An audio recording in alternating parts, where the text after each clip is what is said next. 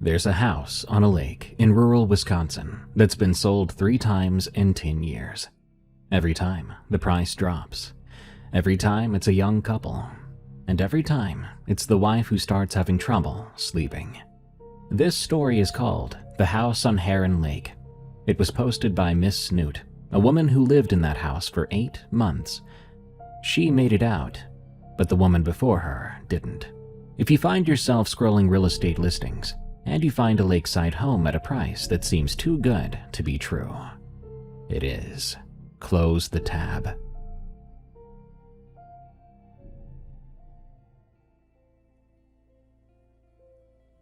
For this story, I'm not going to use our real names or the real name of the lake we were on. I'm a copywriter by trade, which means I spend all day making things sound polished and appealing, and I want to be upfront that I'm not doing that here. I'm not crafting this. I'm just telling you what happened to us between May and January at a house on a lake in rural Wisconsin, and I'm telling you because I don't know what else to do with it, and because someone just moved into that house, so they don't know what's in the water. My husband Ethan and I got married in April of the previous year. At the time, we were 28 and 29 years old, and we'd been dating since college. The wedding was small and perfect, and we were happy, just young and in love. We'd been living in a 1-bedroom in Milwaukee that cost more than it should have, so after the wedding, we started to look for something outside the city.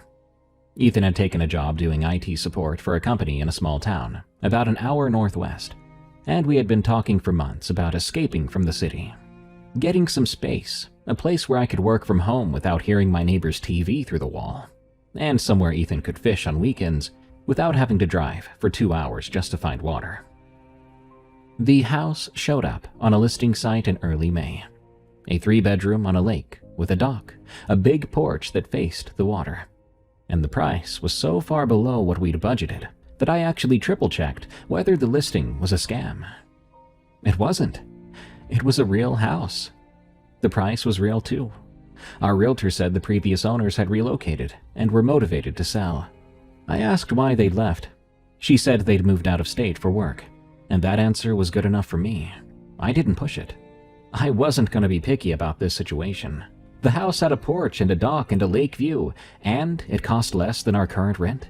Oh, you better believe I wanted it badly enough to not ask any questions. I didn't want to complicate it. We moved into the place in May, and for 4 months, it was everything we'd hoped it to be. But what happened there, we never saw coming. The house was beautiful and the lake was gorgeous. Our life there was the happiest we'd ever been. The lake was the thing we loved the most. Mid-sized, you could see the far shore, maybe a 1/4 mile across, ringed by trees and a handful of other houses spread wide apart. The water was spring-fed and clear in the shallows.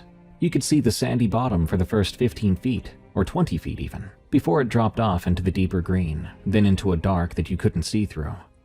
I swam in it almost every day that summer. Ethan fished off the dock in the evenings. We had a bottle of wine on the porch most nights and watched the sun go down over the water. Meanwhile, our cats would sit in the windows, watching the lake like it was their very own personal nature documentary.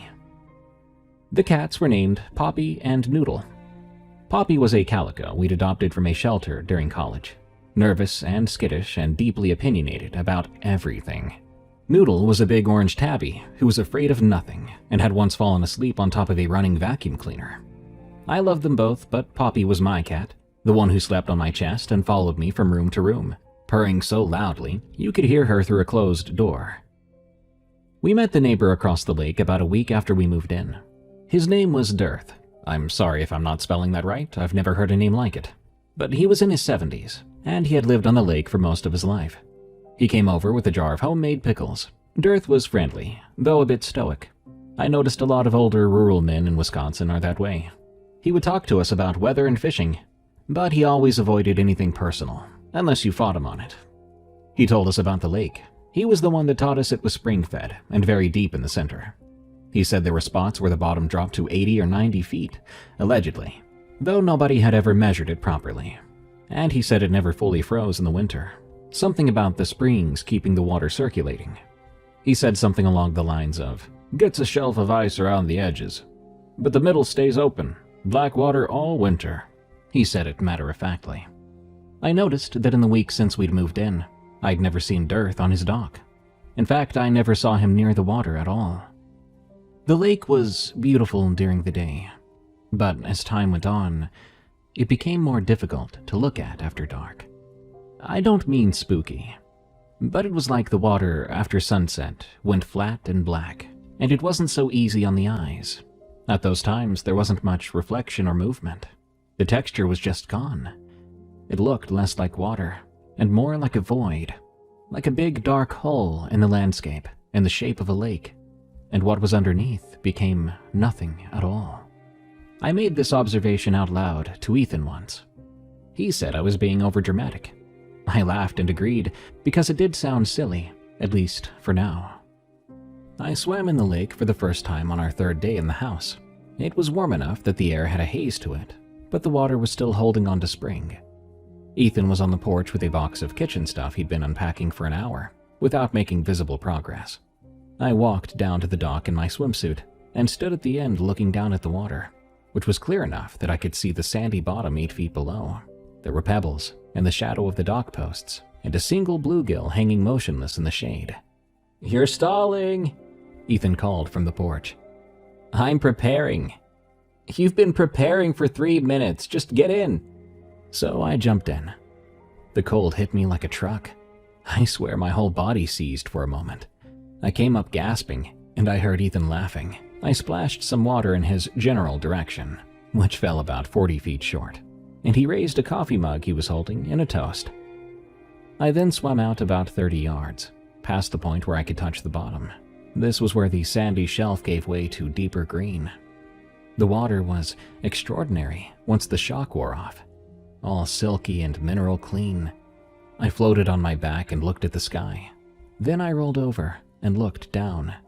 The green below me was darkening, graduating through shades I could follow with my eyes until it reached a depth where the color simply ended and there was only darkness. The lake bottom was gone or unseeable.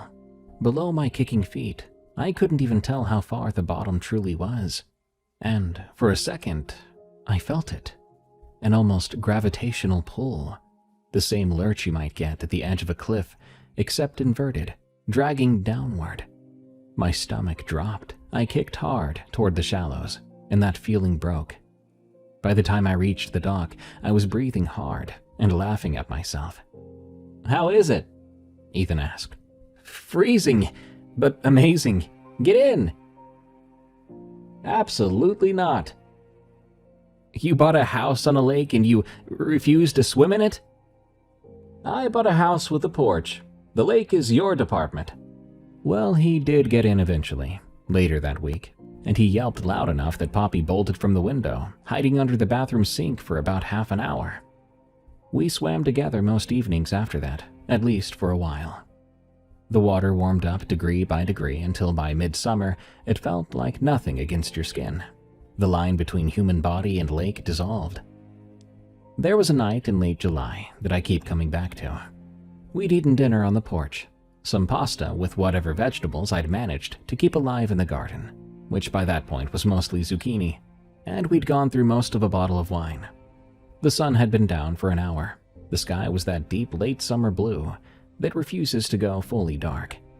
Ethan wanted to go sit on the dock, and even though I told him I had just gotten comfortable, he pulled me up by both hands, and I complained the entire way until we were sitting at the end of the dock with our feet in the water. Ethan brought the wine bottle. The lake was warm and still. The far shore was a dark line of trees, and the other houses around the lake had their porch lights on, small, gold, and distant. It felt, at that moment, like we were the only real people in the world. The lights were just set dressing.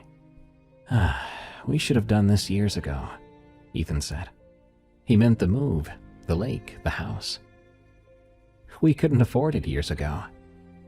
"We can barely afford it now, good deal that it was." "And yet," I gestured at the lake. He clinked the bottle against my glass. Behind us on the dock, a small, determined shape was picking its way towards us, with the exaggerated caution of a creature who found the outdoors personally offensive. It was Poppy. She almost never came outside. She regarded anything beyond the front door as a vast hostile conspiracy. But that night, she walked the full length of the dock, sat down directly behind me, and pressed her face into the back of my neck. Hard. The full skull headbutt that was her way of saying, "I've arrived, and you should now be grateful." I reached back and scratched under her chin. She started to purr, an absurdly loud purr that I felt rattling my collarbone.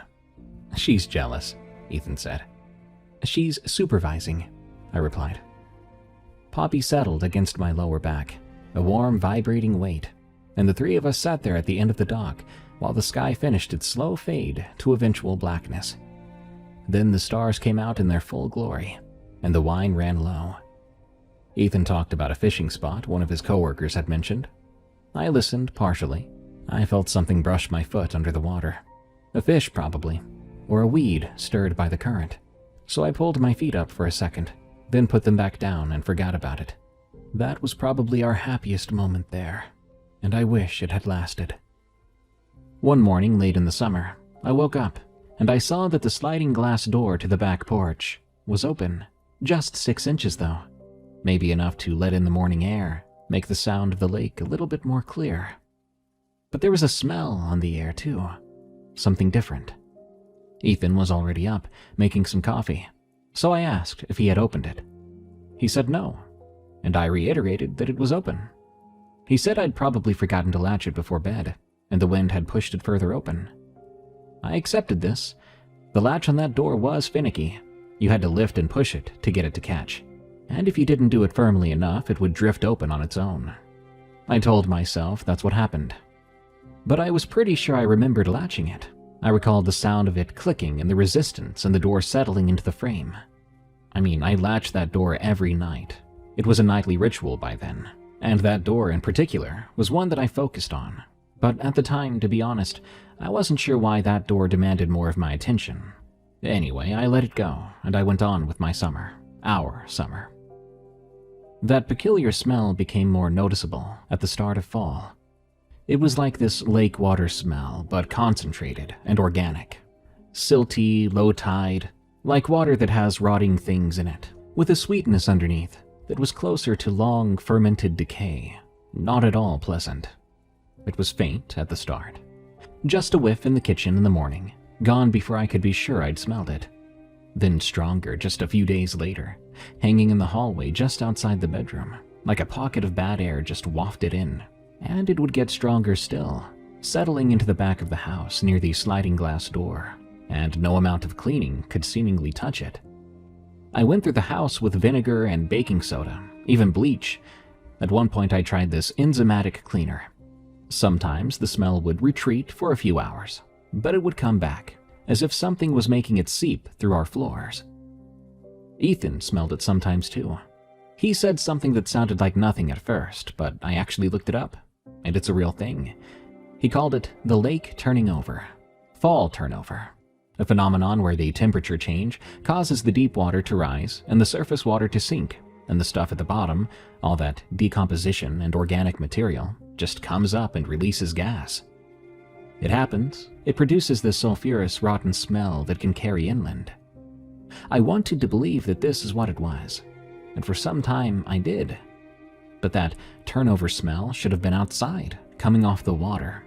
But this smell was coming inside. It was strongest at that glass door in the hallway, in the back rooms of the house. It was like something had tracked it in and left it there. Some mornings it was strong enough that Poppy wouldn't eat her breakfast in the kitchen. She would take one step in, freeze up, then back out. Poppy.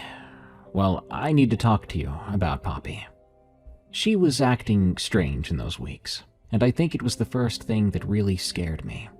Sometime mid-September, Poppy stopped going near the back of the house. She'd always been a creature of routine. She would go in the kitchen in the morning, sit in the window in the living room during the day, and she'd go to the bedroom at night. Her routine took her through the hallway that ran past the sliding door a dozen times a day. But she just stopped. She'd walk to a certain point in the hallway, roughly the point where you could see the glass door at the end of the corridor, and she would sit down and stare at it. There was nothing moving around, and she wasn't looking at the lake outside, but she seemed to be looking at the door itself. She'd sit there for an hour or two at a time, perfectly still except for a low growl. It sounded scared instead of angry. Noodle, meanwhile, continued to be Noodle. He slept on the couch and ate his food, and he would sprawl in the window and watch the lake with that same benign indifference that he gave to everything. But this made me deeply uncomfortable. Why was Poppy the only other living thing in the house that seemed to be aware of what I was feeling?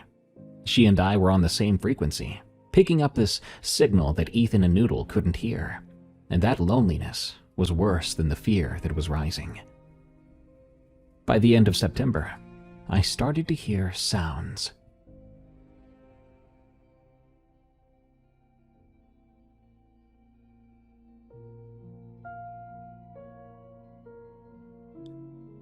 I would wake up at 2 or 3 in the morning, and I would hear footsteps on our dock. Heavy, soggy steps like someone walking on wood planks with bare feet after going for a swim. The dock was about 30 feet long, and the footsteps would traverse the entire length. Then they would stop.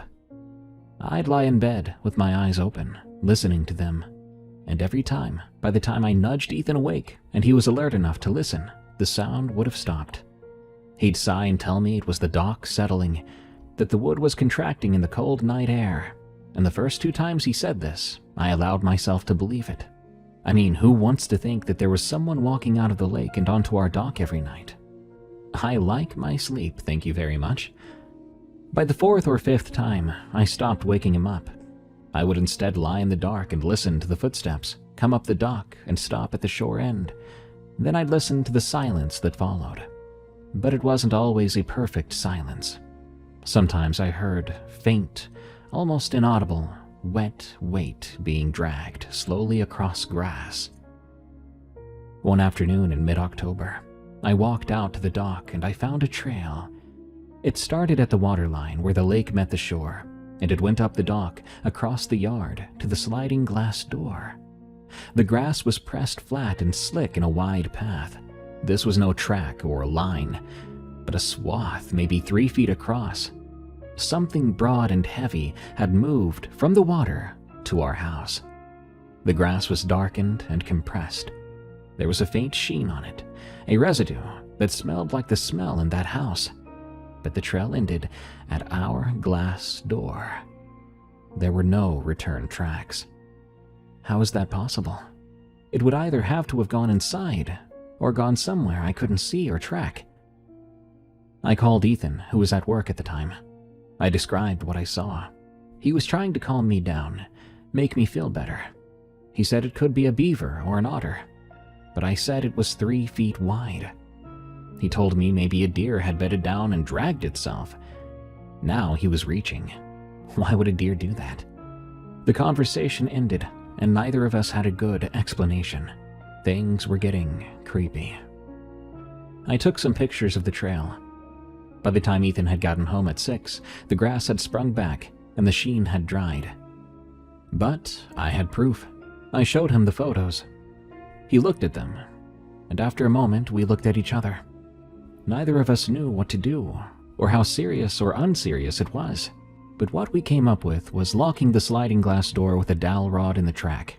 I did this every night from then on, and I would check it before bed, then check it again. I swear some nights I would check it a 3rd time, just to help me sleep better. At night, when I lay in the dark listening to the footsteps on the dock, and the silence that soon followed, and that sometimes audible faint wet dragging sound across the grass, well, to me, that sounded like something coming out of our waters, walking to our house, and it was doing it every night, and I swear it was getting closer. That sliding glass door was the only thing between it and me. A few nights before Halloween, I saw it. I finally saw it. I woke up sometime past 2, and I was instantly filled with dread. It was accompanied by this pulling sensation, a compulsion that bypassed my brain entirely and spoke directly to my body. It told me to get up, go to the window, and look out at the lake. I've had compulsions before, like the urge to reread an email or refresh a page. But this was different. There was no fighting it.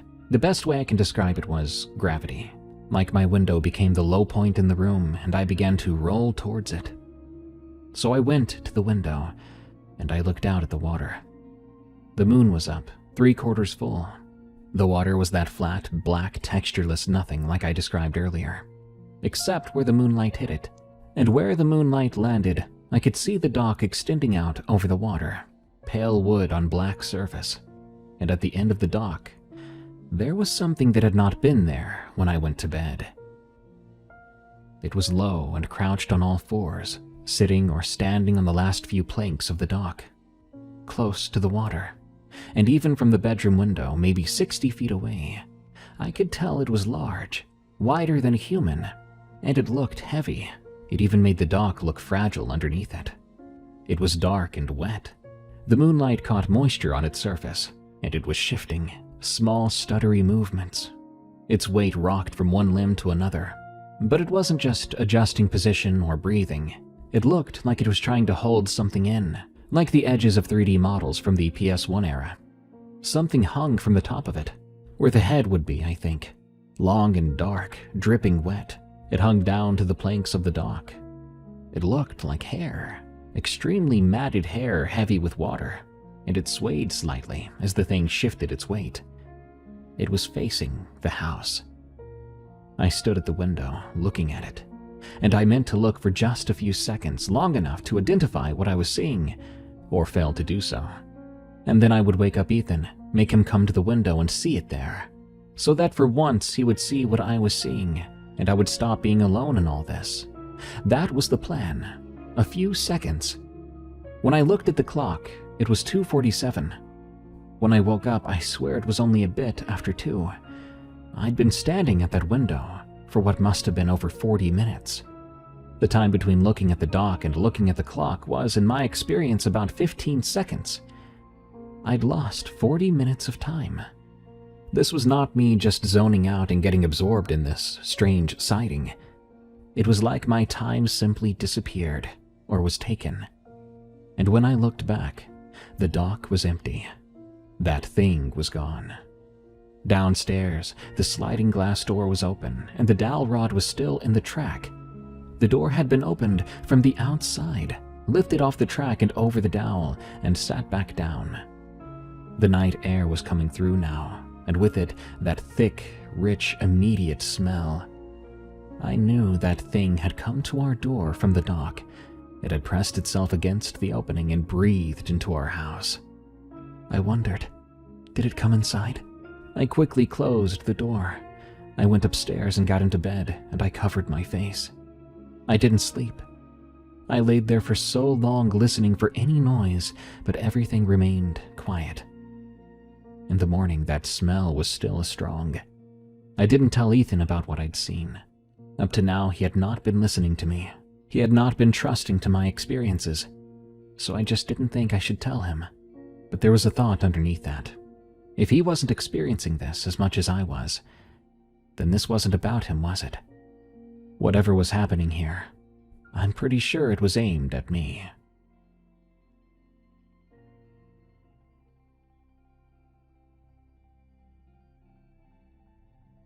One disturbing night, I woke up standing in the backyard in my pajamas, barefoot in the frost, facing the lake. The grass was so cold it burned, and the sky was that deep pre-dawn black, almost dawn. I was standing about halfway between the house and the shore, with my arms at my sides. No memory whatsoever of leaving my bed or walking downstairs. I was just there. I'd started to sleepwalk, and I had never once sleepwalked before in my life. I went inside, shaking so hard my teeth were clicking together. I woke up Ethan and told him. The look on his face was fear, real fear, which honestly was a relief. Maybe now he would finally take this more seriously, even if the thing he was taking seriously was my mental and physical health, rather than that lake. It happened again 8 days later. This time Ethan found me. I only know what happened because he told me afterward. He woke up at 3 a.m. in the morning and I wasn't in bed. He went downstairs and the sliding glass door was open. He went outside and there I was on the dock, standing at the very end, at the edge. My toes curled over the last plank, looking down into the water. He called my name, but I did not respond. He walked out onto the dock, grabbing my arm, and apparently I screamed. A scream he described as the worst sound he'd heard me make. Just pure disorientation and terror. I collapsed against him, sobbing and shaking. I had no idea where I was, how I'd even gotten there, or how long I'd been standing over that water in the freezing dark. He installed a chain lock on the bedroom door the next day. The idea was that I couldn't sleepwalk if the chain was engaged, at least not beyond the bedroom. We latched it together every night too, both of us double-checking it. For 1 week, I stayed in bed. But the week after, I woke up on the dock again, standing at the end, barefoot and freezing, facing the water. Upstairs, the bedroom door was closed. The chain was still latched from the inside, and the sliding glass door was open. I have no way to explain how this happened. Ethan drove me to a doctor that week. The doctor explained that sleepwalking is common in adults under stress. A new house, a new environment could trigger it. She prescribed a low dose of something to help me sleep deeper. I filled the prescription and took it, and I slept through the night for 3 nights in a row. But on the 4th night, I woke back up on the dock. After that, I stopped taking the pills. They weren't keeping me inside. If anything, they might have been keeping me from waking up sooner, keeping me from fighting my way back. Late fall, Poppy disappeared. I came downstairs that morning. She wasn't in any of her usual spots. I checked the hallway where she'd taken to sitting vigil, and my bedroom. Sometimes I would find her under the bathroom sink. It was her safe spot when she was stressed out. But she wasn't there either. I searched the whole house. Then I went out into the yard. I walked down the road in both directions, calling her name. Meanwhile, Noodle sat on the porch, watching me. It kinda looked like he pitied me. 2 days later, I found Poppy. For those of you who don't like to read about or hear about harm against animals, be warned. I was standing on the dock in daylight, looking out at the lake because by that point, the lake was where I looked whenever I was missing something.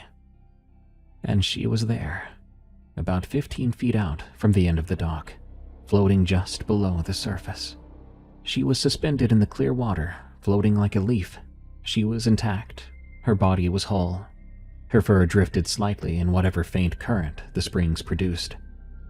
Her eyes were open and she looked bleached almost, like the color had been drawn out of her calico patches, washed out and faded.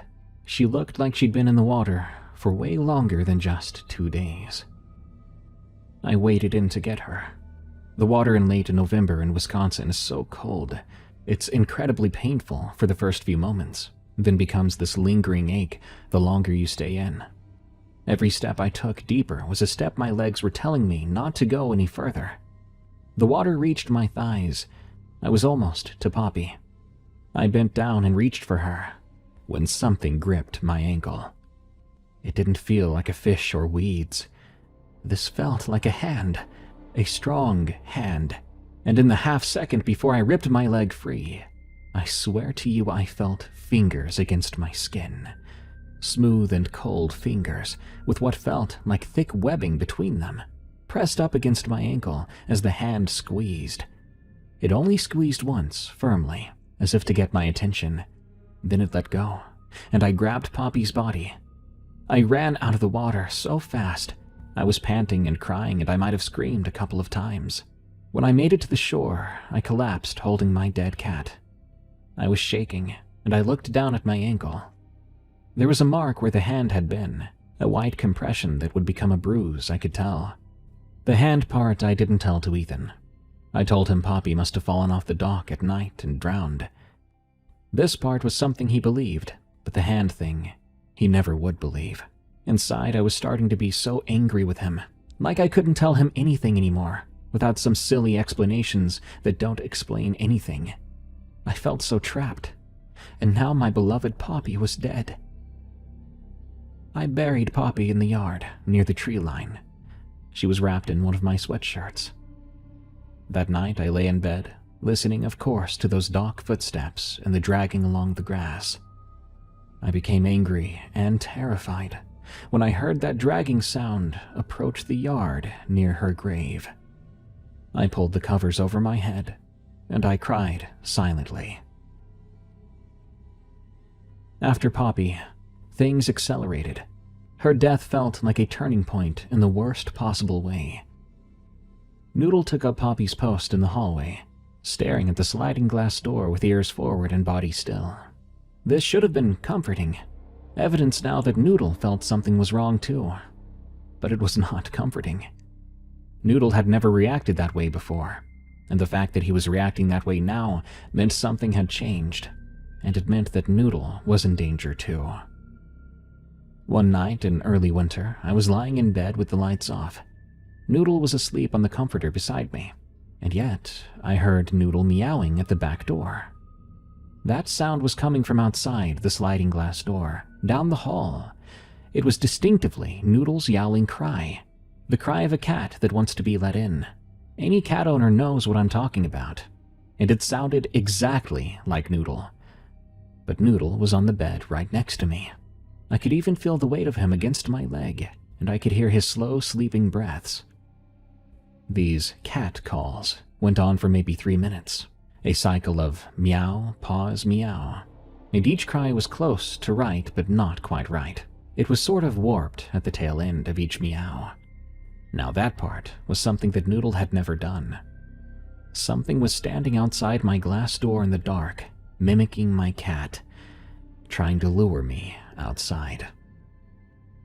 The following morning I found handprints on the outside of the glass, wide and thick-fingered, with smears between the fingers where webbing had dragged across the surface. I was sure of it.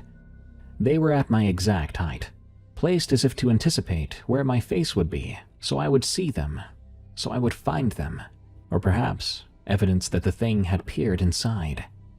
I took more pictures, and I waited for Ethan to get home.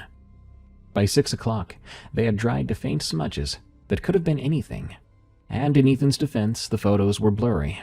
When he looked at them, he looked worried but not overly concerned. This time, he didn't even say anything.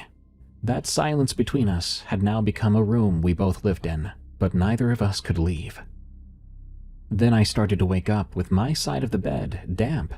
I initially thought it was from sweat, but this was cold, and it smelled like lake water, with that deep organic rot sweetness, and it pulled in the depression where my body lay, like someone had poured it there while I slept.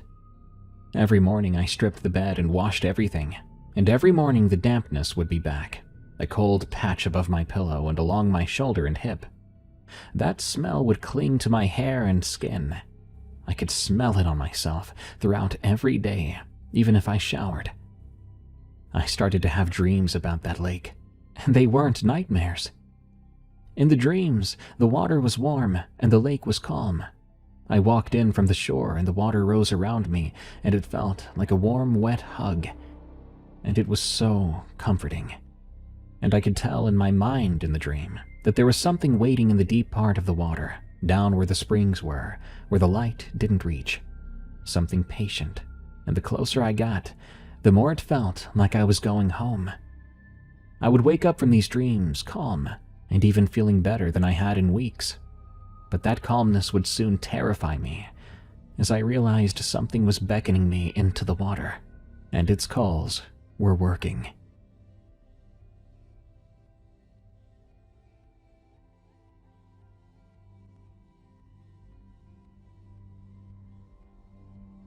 Of course, I didn't tell Ethan about the dreams. I was running out of things to even tell him. Every piece of evidence I brought to him either degraded before he could see it, or sounded in the daylight like the testimony of a woman who was falling apart. He suggested therapy. I said I didn't need it. We argued about it in the kitchen in low, exhausted voices, and the argument wasn't about therapy. It was about the fact we were now living two different realities, and neither of us could cross into the other's. And that thing in the lake, whether it knew it or not, whether it was capable of strategy or just operated on a predatory instinct, too old and too patient for me to outmaneuver, it was isolating me from the only person in the world I truly loved, the one that could have helped. I'm almost certain now that's what it was doing. It was separating me from Ethan. It was a lion separating the injured gazelle from the rest of the herd. But this thing wasn't using force or speed, but slow, steady application of pressure that made me harder and harder to believe, that made my evidence disappear, made my fear look like illness, until the distance between us was so wide, I was functionally alone, even with him sleeping next to me. It wanted me alone. It wanted me alone, and it wanted me tired, and it wanted me dreaming about warm water, and it was getting everything it wanted. Around the middle of December, I found this article. I was looking things up online, anything about the lake, like its local history or folklore or news items, anything I could find. After finding nothing useful, mainly just a couple of forum posts about lake spirits and water hauntings that read like fiction and offered no specifics, I searched instead the address of the house. After some deep digging, I found a local newspaper archive entry from 6 years earlier. A woman had walked into the lake at night and disappeared. She was the wife of the previous owner. The couple our realtor had said relocated for work. But that wasn't the case. This woman's body was never recovered. Her husband had sold the house a month later and moved to an entirely different state. The official cause was accidental drowning. The article included one quote from a neighbor, identified only as a longtime resident of the lake, who said the woman had been having trouble sleeping in the weeks before she vanished. I read through that article 3 times. Then I put my coat on and I walked around the lake to Dirth's house, and I knocked on his door. He knew why I was there. I could tell by the look on his face before I uttered a word. I think he'd been waiting for this visit, but hoped it wouldn't come.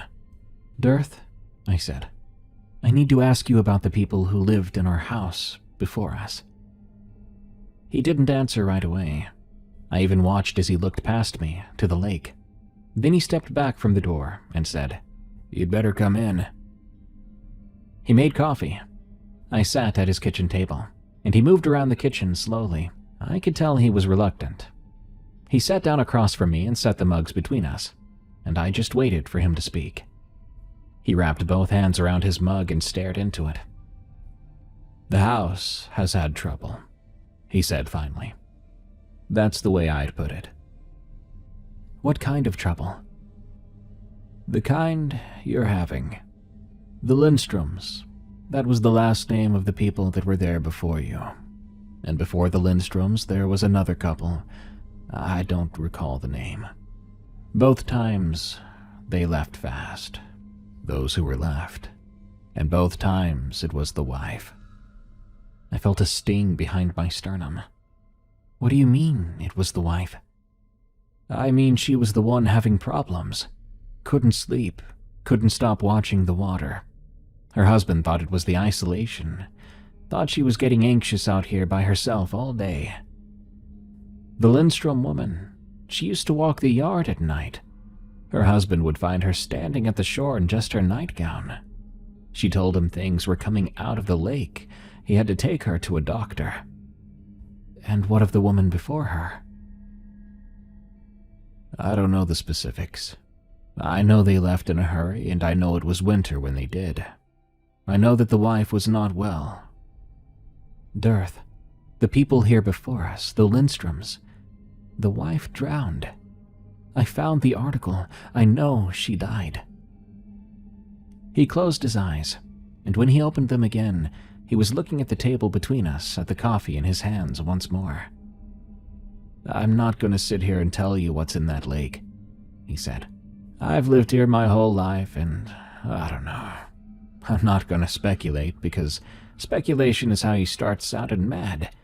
And sounding mad is exactly how every one of those women got dismissed." The kitchen was quiet after that. The clock was ticking on the wall.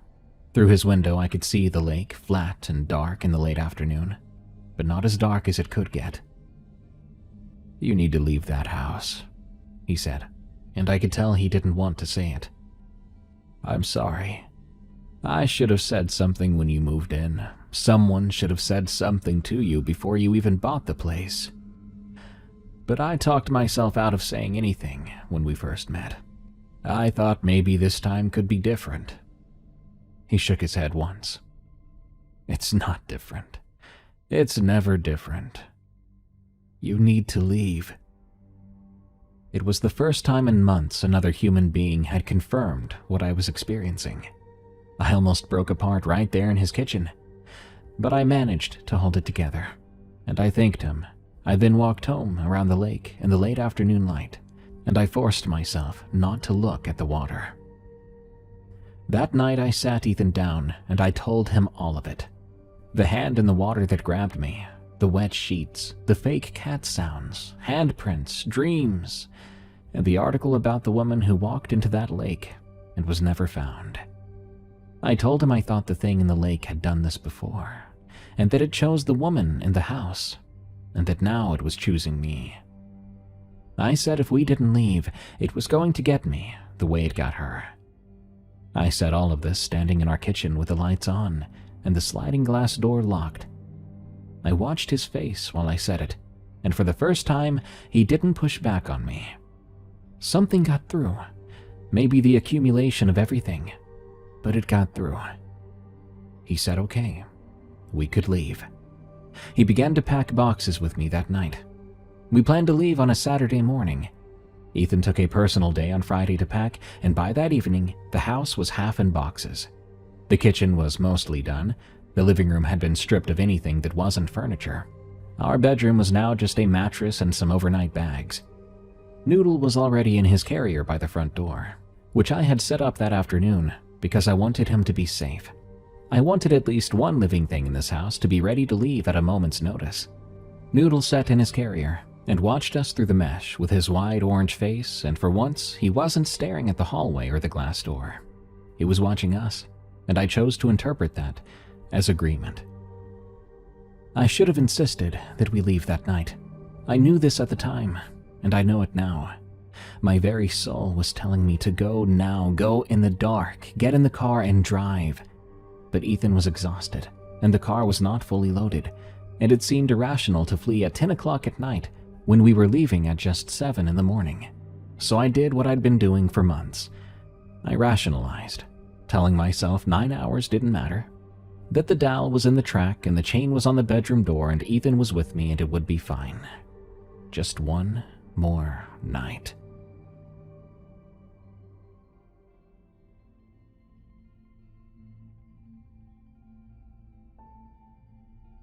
We went to bed at 11. I lay there on our stripped mattress with a single blanket, listening to the house. And for a change, there were no footsteps on the dock or dragging in the grass. The house was so quiet. It hadn't been that way in months. Ethan fell asleep quickly. I didn't. I lay there and watched the ceiling and waited for the sound that would surely come. I'd been conditioned to it. But I fell asleep at some point. I must have. Because the next thing I experienced was not a continuation of lying in bed, but a sharp, gasping return to consciousness. And I was not in my bed. I was in the lake. I was standing waist deep in black water in the dark, and the cold was so total and immediate that my body had not yet processed it. I was past shivering, past gasping for air, in some sort of suspended state where my nervous system was still compiling the information and had not yet delivered the full report. My feet were on the lake bottom, the silty, soft bottom that I remembered from summer, from swimming, back when this water was something I loved and I could feel the ground sloping away in front of me.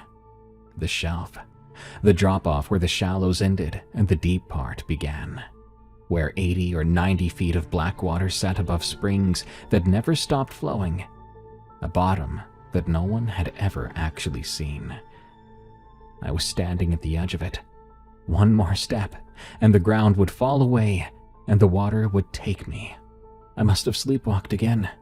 I had no memory of getting out of bed or coming out here. I'd walked out while unconscious, exactly where it wanted me.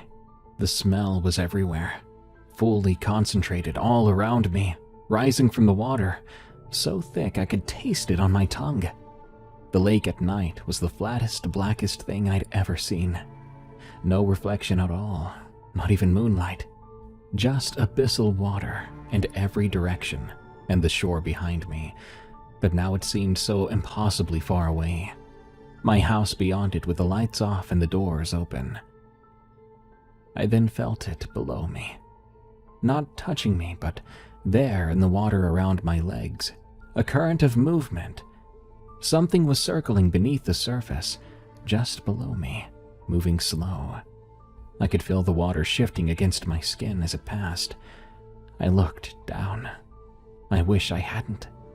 In the faint ambient light, I could see a shape under the surface.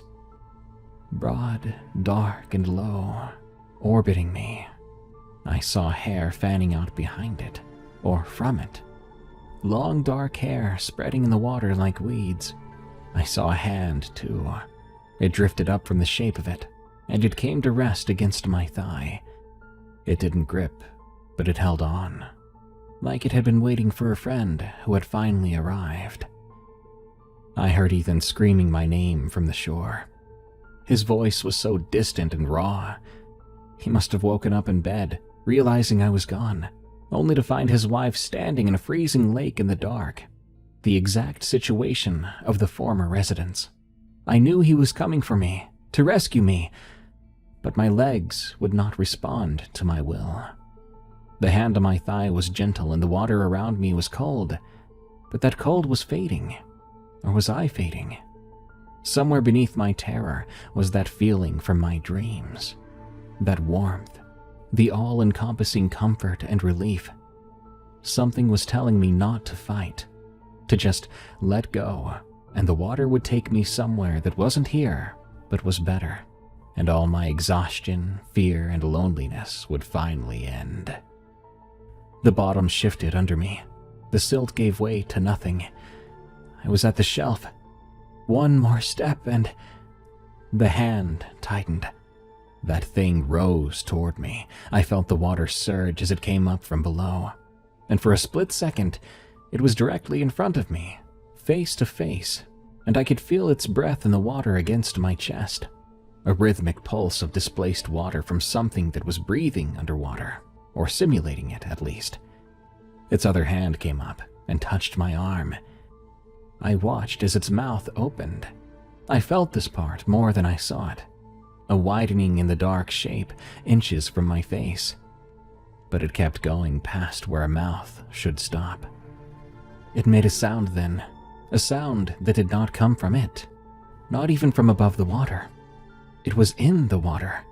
It traveled through the lake and into my body. I felt it in my spine and teeth, a low vibration, and I immediately knew what it meant. Come with me. Suddenly, Ethan had me. He was in the water waist deep, his hands were under my arms, and he was hauling me backward, and that thing let go. Ethan did not overpower it. Ethan is 170 pounds, an IT guy who goes to the gym twice a week. He had not wrestled me free from something that lives in 80 feet of black water. It released me. It let me go, just like it had chosen to let go of my ankle when I got Poppy. It let me go because it decided to, and the decision was not about Ethan, and it wasn't about force. I'm only alive now because I was allowed to leave. Whatever it is, it didn't want to take me by force. It takes only if you choose to go. Ethan dragged me to the shore. I was coughing and gasping, and I was so freezing cold, my muscles had stopped working properly. My legs buckled when I hit the bank. He pulled me up onto the grass and I collapsed, and so did he, next to me. We lay there on the frozen ground in the dark, soaked from the waist down. I could hear his rapid breathing, and I heard the lake behind us, still black and so very silent. Nothing followed us out. Ethan and I did not go back inside the house. He carried me to our car, placing me carefully in the passenger seat. He then wrapped me in the emergency blanket from the trunk. He went back for Noodle in her carrier by the front door, and that was it. That was all we took.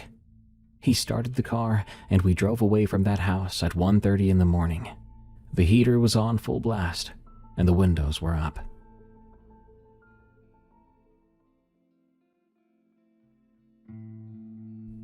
The two of us live in Madison now. We're in a third-floor apartment. There are no lakes or ponds nearby. We're surrounded on all sides by concrete, asphalt, and other people. I should feel safe, right? During the day, mostly, I do. We never did go back for our things. Ethan arranged with a moving company to empty the house and put everything in storage.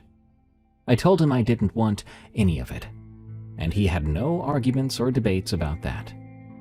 The house went on the market in February. I've got no idea what the realtor told the new buyers about why we left. I imagine she said we relocated for work. Ethan and I are okay, but I choose that word carefully. We're functional, and we're together, and we're trying. The space between us that lake had created is still there, but it's smaller now. Some nights he reaches for me in the dark, and I let him hold me, and we don't talk about what happened. That's the good silence, different from what we had at the lake, and I can live with that. But I still dream about the water, even though it's less frequent. At most, once a week. In those dreams, the lake is warm and the water is calm. I walk in and something is still waiting for me in the deep part, patient as it's always been, and I can feel that enticing comfort beckoning me. I wake from those dreams calm and rested, and that still disturbs me. I've started to wonder whether the calm will always terrify me, or whether there will come a point when I finally get over it. Noodle is fine and alive. He's developed a new behavior that I have not mentioned to Ethan yet, though. He seems to stare at the drains in the house. He sits at the edge of the bathtub and watches the drain for a good 10 minutes at a time. His ears will be forward and his body still, and he's so intensely focused. It reminds me of Poppy when she would stare at the sliding glass door. He does the same thing at the kitchen sink, sitting there on the counter staring down into the drain, not moving for some time. I watch him watching it, and I tell myself it's just a cat being a cat. Cats fixate on small dark holes and creepy dark corners. They're wired to watch for prey. But then I remember I had told myself that sliding glass door would stay locked, and I was wrong then. One more thing. One night not too long ago, I woke up, and my feet were wet. I live on the 3rd floor, as I said before. There's no lake. My feet were wet and the sheets at the bottom of the bed were damp. When I sat up and looked at the floor, there were footprints on the hard wood, leading from the front door to my side of the bed and back to the door. I haven't told Ethan, and I pray it's all in my head. I lock and deadbolt the door every night, and I always lie down in bed before going to sleep, just listening for so very long. I pray it lets go of me. I just don't know how long that's gonna be.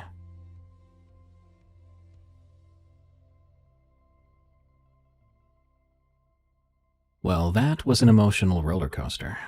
Rip Poppy, and rip Ethan's marriage.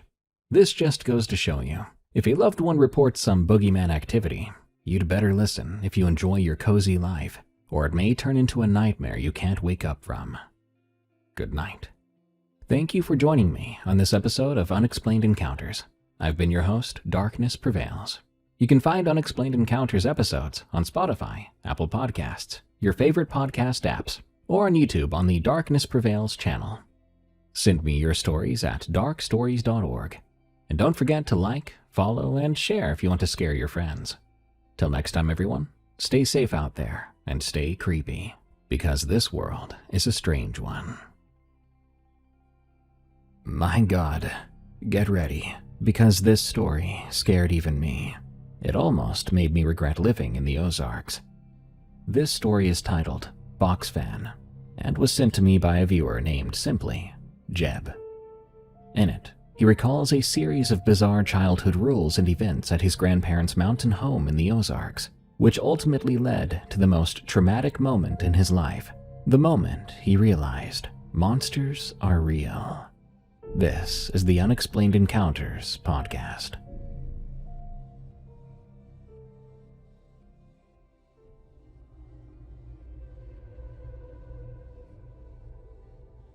I sleep with the fan on, every single night, regardless of the reason, no matter the temperature.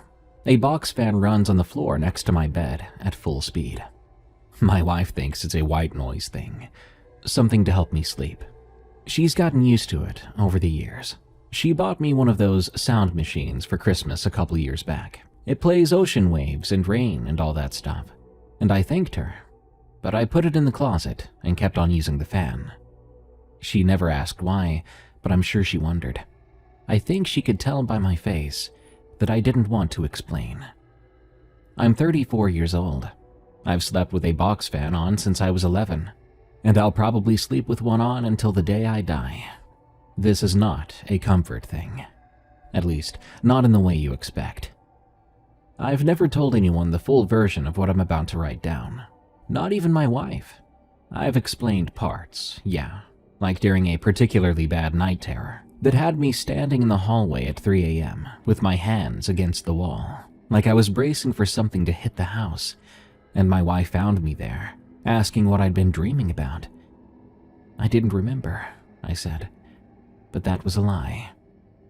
Not too long ago, my grandfather passed away. He was 91 years old, lived a full life, and had been in a wheelchair for the last 12 years. A stroke had taken most of his left side.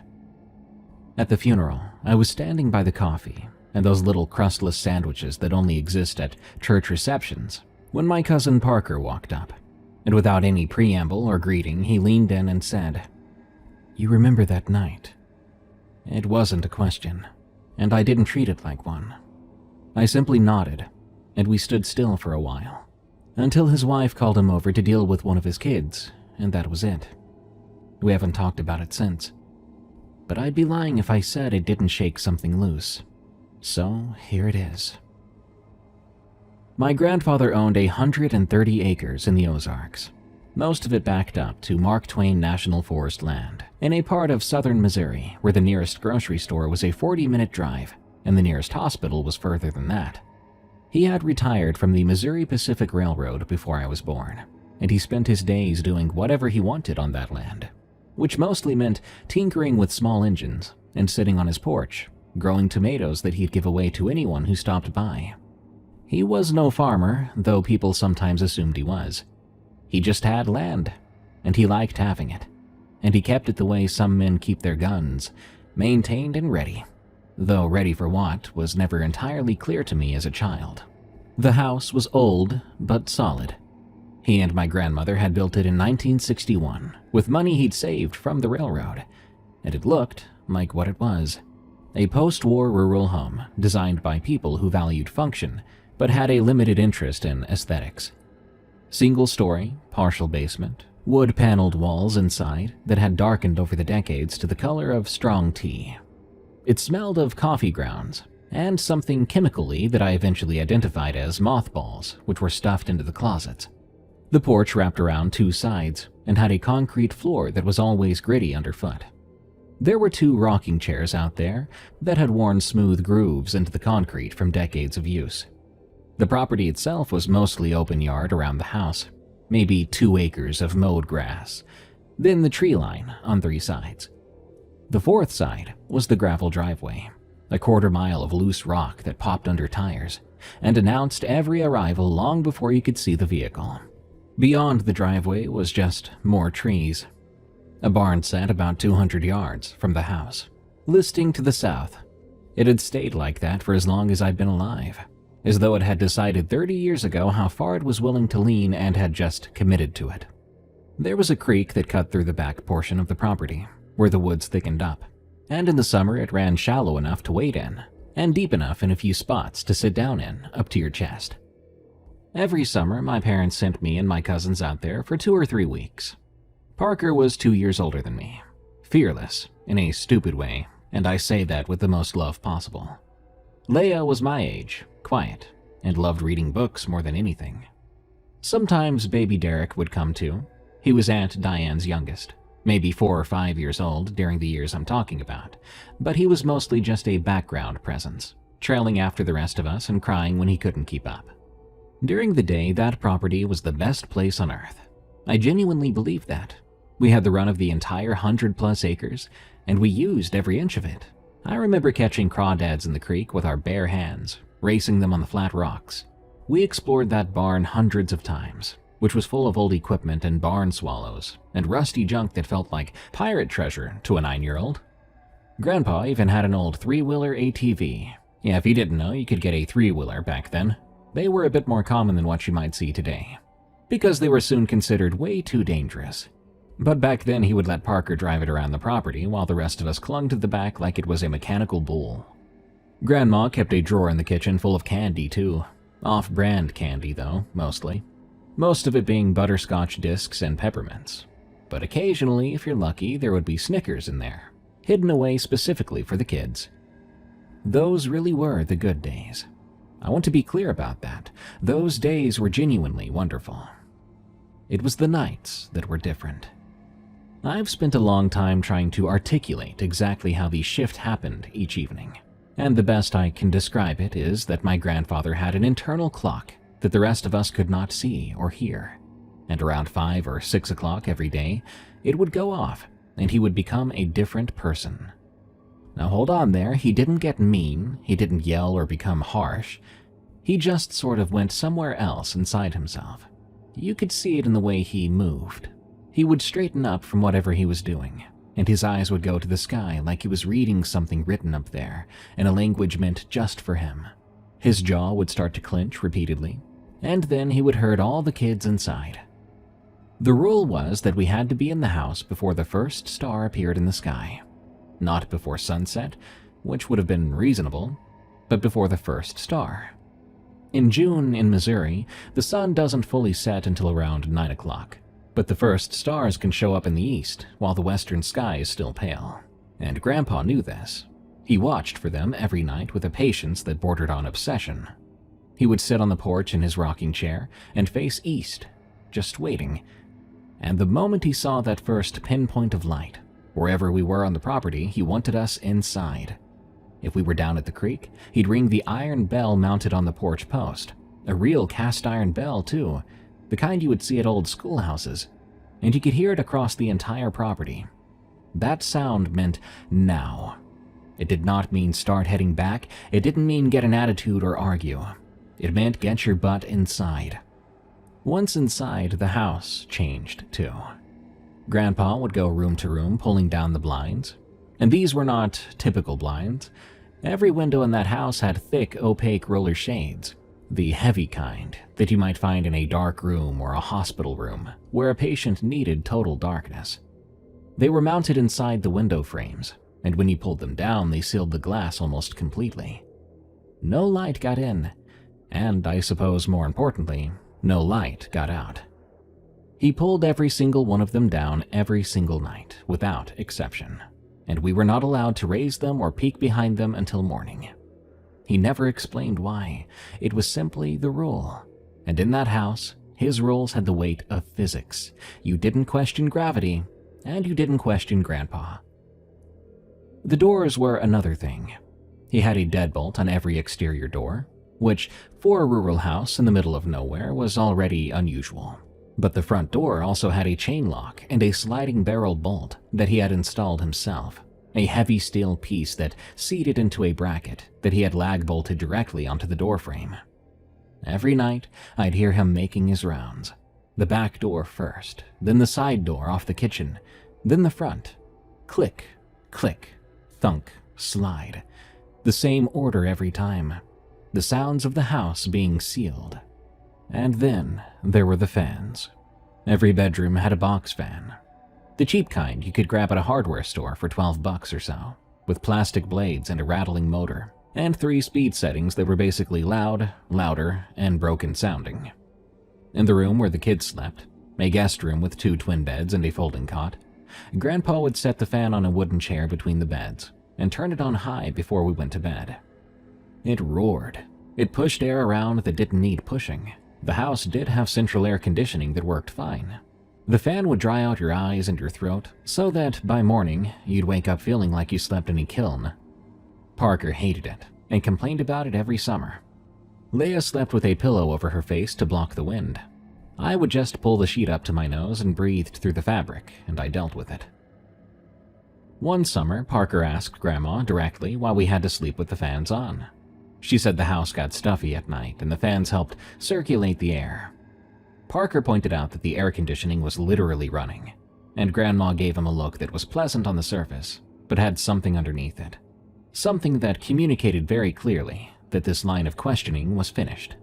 Then she said, "Your grandpa likes the fans on, so the fans stay on." And that they did. I understand now what the fans were for. I've understood this since I was 11. The fans were loud enough to cover the sounds from outside. Almost. That was their entire purpose. They were there so it was harder to hear what was walking around the house at night. I should tell you about the moon. There's a specific memory I keep coming back to, from a summer when I was 8 or maybe 9 years old. I was sitting on the porch with Grandpa after dinner, while the sky was doing its long summer fade from orange to purple, and the moon was rising in the east, enormous and nearly full, a deep amber color. I said something about it, like, "Look at that moon," or maybe, "The moon's huge tonight." At first, I didn't think my grandpa was going to say anything. He rocked in his chair and looked at the moon, and he didn't look happy about it, like I was. Eventually, he said to me, as if I wasn't even there, "I hate that damned thing." I thought he was joking around. I even laughed, but it came out awkward and forced. He didn't laugh. Over the years, I started to notice a pattern without fully understanding it. Grandpa was worse on certain nights, and it took me a long time to connect those nights to the moon, because I was a kid and I wasn't tracking lunar cycles for fun. But looking back, the pattern was unmistakable. On nights when the moon was full, he was tense and vigilant, more alert than usual and more watchful, up later than Grandma. On nights where there was no moon at all, when the sky was just a black field of stars with no light to speak of, he was something else entirely. He was afraid. I don't think I had a word for it when I was young, but that's what it was. On moonless nights, my grandfather was a man in the grip of a real, grinding fear. He would check the locks more than once. He'd sit in the living room long after everyone else went to bed.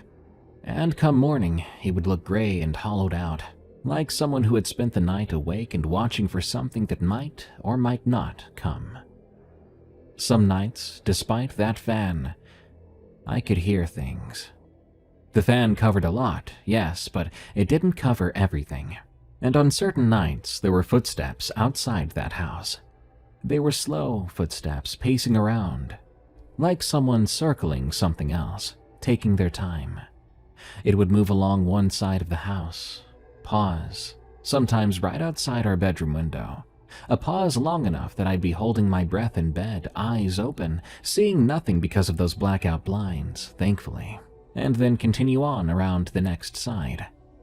When I mentioned it at breakfast once, doing my best to sound casual about it, Grandma would smile and said that Grandpa had trouble sleeping and he liked to walk the property at night, said he was checking the animals in the barn to make sure nothing was getting into the feed. Parker, who was old enough by then to hear an explanation and measure it against what he actually believed, asked what exactly Grandpa was searching or checking for. Grandma changed the subject so smoothly, it was almost a magic trick, and before we knew it, we were talking about what we wanted for lunch. One night, I remember getting up to use the bathroom. I think I was 10 years old. The hallway was dark and the bathroom was on the far side of the living room, which meant I had to walk through the main part of the house to get there. As I passed through the living room, I stopped. Grandpa was in his recliner. The TV was off. Every light in the house was off. He was sitting perfectly upright with his deer rifle laid across his thighs, and his eyes were open, and he was staring at the front door. He didn't look at me. He didn't move. He did not acknowledge me in any way. He sat there like a man who had been sitting there for hours, and intended to sit there for hours more, watching that door with deadly focus, as if he expected it, or prayed that it wouldn't open. I went back to bed, and I listened to the fan and the footsteps outside, and I did not go back to sleep for a long time. The last thing I need to mention before I get to the rest of this is the basement. During the day, the basement was fair game. It was an unfinished space with concrete floor, cinder block walls, exposed ceiling joints, and it held the washer and dryer, a bunch of storage shelves, and a workbench Grandpa used for small projects. It had these narrow slit windows that sit at ground level from the outside, wider than they are tall, hinged at the top so they could swing inward for ventilation. During the day, Grandpa sometimes propped them up to air out the place. After dark, the basement, though, was off limits, and the way Grandpa communicated this was different from his other rules. Those other rules, the blinds, the fans, the inside before stars rule, those were enforced through routine. He just did them and you fell in line because that's how things worked. The basement rule was the only one he ever stated out loud, directly, looking right at us. He said, "You do not go in that basement after the sun goes down." And his face when he said it was not the face of a man setting a household boundary, but rather someone telling you not to put your hand into a running engine. He was not making a rule as much as he was describing a very real danger. For years, that's what summers were. The days were creek water and crawdads and the smell of cut grass and Grandma's fantastic cooking. But the nights were blackout blinds, locked doors, the drone of a box fan drowning out whatever moved in the dark outside. I accepted all of this. I was a kid. It was part of my world. Like Santa Claus, you accepted these kinds of things without analysis. This was Grandpa's house, and these were Grandpa's rules, and the world at Grandpa's house simply worked differently than it did at home. So I never really questioned it, and I followed every rule to the letter, right up until the summer I turned 11.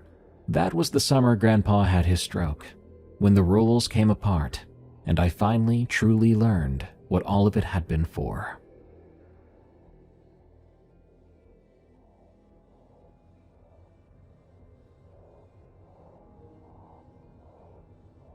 Now, I know I said the last thing I would mention before the real story would be the basement thing, but there is one more thing I need to tell you before I get to what happened the summer I was 11.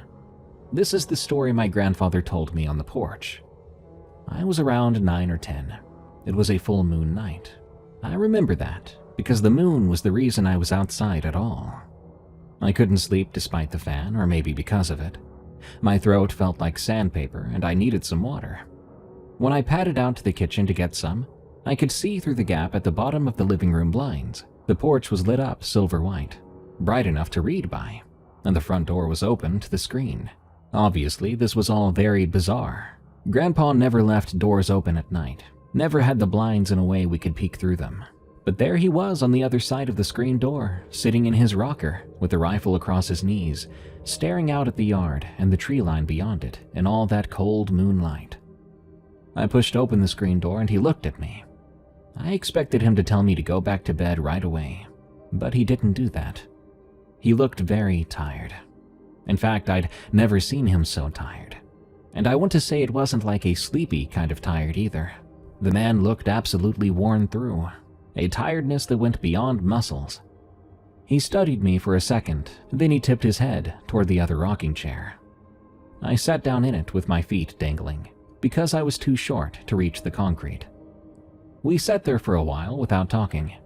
The moon was so bright it threw hard shadows across the yard, and the tree line at the edge of the mowed grass looked like a wall someone had built out of pure blackness, but then backlit it from the inside with pale gray where the moonlight caught the upper canopy. It was beautiful enough to take your breath away. Every few seconds a bat would cut through the light above the yard, there and gone so quick it was like a glitch in your vision. Then Grandpa began to talk. He didn't look at me when he did, and he didn't raise his voice above a low murmur. It really looked like he was talking to himself rather than to me. He told me a story, and I'm going to relay it here the way I can remember it, which means it might have gaps or rough edges, because I was a child then when I heard it, and he was not a man who knew how to tell a story in any organized fashion. He was blunt and sparse, with a lot left out that he either assumed you'd fill in or preferred you didn't. So here goes. When my grandfather was young, 20 or 21, he said, something had started getting into the livestock on the properties around his family's land. His father, my great-grandfather, raised cattle, and a few of the neighboring families had cattle or hogs or both. Over the span of maybe a month, animals started to turn up dead in the fields and pens, and from the way Grandpa described it, dead was putting it generously. He said the animals were taken apart. He used that phrase specifically. Taken apart. Like a mechanic taking apart an engine. Pieces here, pieces there. Organs separated from the body and moved to places they shouldn't be. He said one of the neighbor's heifers was found with its rib cage opened up and emptied out, with the contents arranged in the grass beside it, in what he called a kind of order, though he wouldn't say what that meant, and I wasn't asking. I remember thinking, how is he telling a kid my age all of this? But he kept going. The initial assumption was dogs. Feral dogs were a real problem in that part of the Ozarks. Packs of them could form up out of strays and dumped pets. They could bring down a calf if they were hungry and numerous enough. But the men who looked at the remains said it wasn't dogs, and it wasn't coyotes either. Because dogs and coyotes are messy, frantic killers that tear into whatever they can reach and leave a scattered wreck. Whatever was doing this, it was doing it with a kind of deliberateness, and that did not match any predator that they knew of. Grandpa said his father came back from examining one of the kills and sat at the kitchen table, completely silent. When Grandpa's mother asked him what was wrong, he simply said, "Something's pulling them apart with its hands." Now, nobody called the game warden or the sheriff. This was the rural Ozarks in the early 1950s. These men solved their own problems. My great-grandfather organized a hunt. He put the word out to the surrounding families. Grandpa's Uncle Earl, two men from the next property over whose names I have long forgotten, or maybe I never knew, and a cousin of some kind, who I think was only there mostly because he owned dogs that had been used for tracking boar. In total, there were 5, maybe 6 men, including my grandfather, who was the youngest at the time, and was allowed to come because he owned a rifle too, and knew how to use it, and because his father was not the kind of man you argued with successfully. They went out on a night when the livestock killings had been at their worst. Grandpa said they waited for the moon to be up, so they'd have light. They brought rifles and lanterns and the tracking dogs, 2 of them, big bony hounds with scarred up ears, and they went into the trees behind my great-grandfather's property at around 10 o'clock at night. Grandpa told me about this part of the hunt in pieces, and some of what he said I've had to reconstruct from what I remember, and what makes sense in context. Because, like I said, he was not a natural storyteller, and I was a kid, sitting in the dark, trying to follow an old man's fragmented account of something that happened 40 years before I was born. The dogs lasted about an hour. They went in eager, excited hounds with a scent to follow, heads down and pulling against their leads. But then they stopped, both of them, at nearly the same time. They froze where they stood and began shaking. Grandpa said one of them urinated on itself. They refused to move forward, and they refused to stay quiet. They started to make a sound that he described as a continuous whine, high and thin. Not a game call, but something from when it's gone beyond fear into a place where its brain had stopped working properly. One of the dogs ripped free of its lead and bolted off. They heard it crashing through the underbrush for about 30 seconds, and then the sound faded and they never found that dog. The remaining hound pressed itself against its owner's legs and had to be dragged along for the rest of the night, like a piece of furniture. So after the dogs became useless, the men kept going on their own. They were deep in the timber by this point, in that old-growth Ozark woodland, where the canopy closes overhead and the moonlight comes through in patches. Everything between those patches is ink dark. Grandpa said they could hear something moving in the trees around them. He was specific about this part. He said it wasn't moving through the underbrush like a deer or a boar would, pushing through branches at ground level. It was moving above them, in the canopy. He said they could hear branches creaking and snapping up high, the sound of something heavy transferring its weight from limb to limb, and it was fast, much faster than walking pace. He said it circled them for a while, up there in the dark above the lantern light, and the sound of it was like a man running on all fours across treetops, which is an image I've never been able to get out of my head, even though I heard this sitting on a porch 20-some years ago. They kept moving because they were men who had committed to doing something, and because turning back now would have meant walking through the same stretch of forest they had just come through, and whatever was pacing them in the canopy would have still been there. Grandpa said they walked for maybe another half hour, with the sound above them coming and going, sometimes close enough that debris would fall on them, small twigs and bark and pieces of leaf, other times far enough away that they nearly convinced themselves it had gone. The remaining dog had given up walking entirely and was being carried by its owner. Then, the thing came down out of the trees. Grandpa didn't describe this like a dramatic moment. He said it matter-of-factly, like someone saying it started to rain. The crashing above them stopped, and there was a heavy sound about 40 yards ahead of them, like something landing on the ground from a great height. Then, silence. It was Uncle Earl who saw it first. Earl was at the front of the group, a few paces ahead of the others, carrying a lantern in one hand and his rifle in the other. He stopped walking and said very low without turning around, "It's standing up." Grandpa raised his lantern. At the far edge of the light, about 30 yards out where the glow gave way to solid dark, he could see a shape between two trees. He said it was tall, taller than any of them, and Earl was over 6 feet. It was standing on 2 legs and it was perfectly still. The lantern light was too weak at that distance to give him anything more than an outline, but he said the outline was enough. He said it looked like someone had taken the general idea of a person and built it after stretching the measurements. He said the head set forward on the neck, reminding him more of a vulture, with a long-looking snout or perhaps a nose, and its shoulders were enormous, far too wide for the head they supported. The arms hung past where arms should stop. Then it dropped forward onto all fours, and it was gone. The sound of its movement exploded back into the canopy above them, crashing through the branches heading north, fast and getting farther away. The men stood there in a circle of lantern light, with their rifles up, and nobody said anything for what Grandpa estimated was about 2 full minutes. They should have gone home. They all knew that. But they didn't, because Uncle Earl said the thing was heading toward the Dawson property, where cattle had been killed the week prior. And because these were Ozark men in the 1950s, and going home would have been something they'd have to live with for a long time, they followed.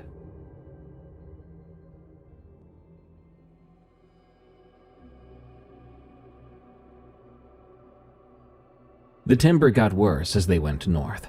The terrain broke up into ridges and draws and rocky shelves where the footing was bad even in daylight, and the men started to spread out because you couldn't walk 6 abreast through that kind of country. They kept in contact by calling to each other. Grandpa said his father would shout, and the others would shout back, a kind of roll call every few minutes to make sure nobody had fallen or gotten turned around. The thing in the canopy had gone quiet. Or at least, they couldn't hear it over the sound of their own movement across the rough ground. Suddenly, there was a gunshot, a single sharp crack that bounced off the ridge walls and came from the east, from Uncle Earl's direction, because Earl had drifted the furthest from the group. Grandpa said everyone stopped where they were, and in the silence after the shot, they heard Earl screaming. He was far enough away that the sound was thin and echoing and hard to locate precisely. But it was unmistakably a man screaming in a register that Grandpa said he'd never heard from a grown person before, and never heard again after. Then there was a second shot, which cut off the screaming. Then nothing. Just the trees in the dark, and all of them standing in it. For some time, Grandpa went quiet after he told me that part. He rocked in his chair and looked at the moon, and his hands were still on the rifle across his lap. I could see that even decades later, the memory of that silence after the second shot was costing him something to sit with. I waited because even at 9 or 10, I understood that you don't interrupt a man when he's in a place like that. When he started again, his voice was flatter, He said they'd found Earl's rifle at the bottom of a draw, wedged between two rocks. It had been fired twice, both rounds spent. There was blood on the rocks and on the ground, a lot of it, and there were drag marks leading down into a ravine so choked with brush and fallen timber that they couldn't push through it in the dark. They stood at the edge of that ravine, calling Earl's name until the sky started to lighten up in the east. My grandfather didn't tell me what they found when they went back in daylight. He said, "They told his wife it was an animal attack." I noticed that phrasing even then, young as I was. They told her. He didn't say it was an animal attack. He told me what they told her it was, and the gap between those two things was wide enough to fall into. The official family story, the one I'd heard at Thanksgiving tables and funerals my whole life, without knowing it had any connection to my grandfather's property, was that Earl had died in a hunting accident, had shot himself, and by the time the search party had reached him, animals had gotten to the remains. A tragedy, but the kind of tragedy that happened in the rural Ozarks. People accepted it, because it was the kind of thing that could be accepted. Grandpa sat with me for a while longer after he finished. The moon had moved since he'd started talking, and the shadows in the yard had shifted with it. The tree line looked different than before. Not to say it was menacing, exactly, but more aware. Like when you walk in a room and you didn't know that someone was in there and they never announce themselves. You simply see them suddenly. Eventually, he looked at me, and his eyes were clear and direct. He said, "There's something in those woods that doesn't have a name, and it's smarter than you want it to be. That's why we have the rules. You understand?" I nodded. "The worst nights are the new moons," he said. "On a full moon, you can see it coming. On a new moon, it can see you, and you can't see a thing." He told me to go back to bed then, and I went.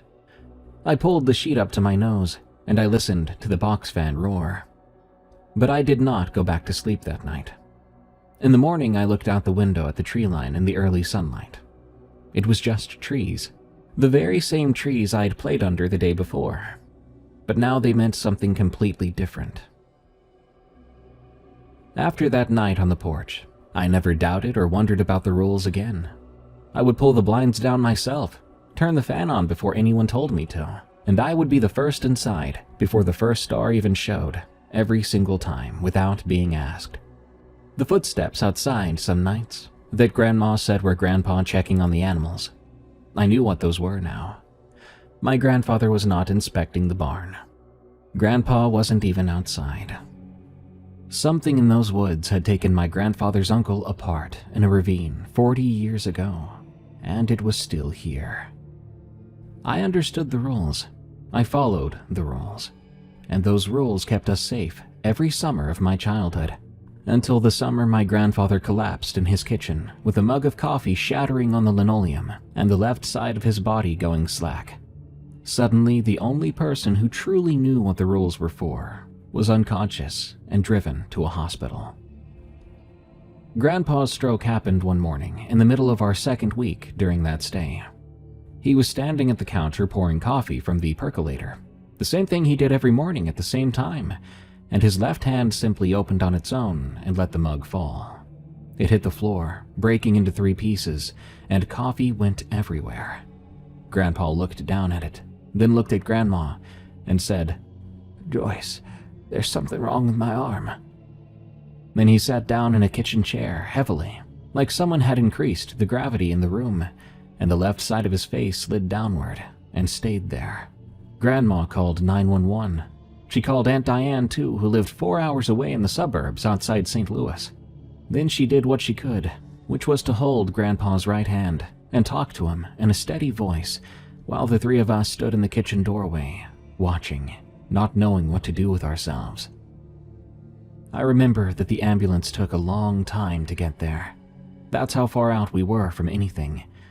They loaded Grandpa onto a stretcher. He looked so small and frail.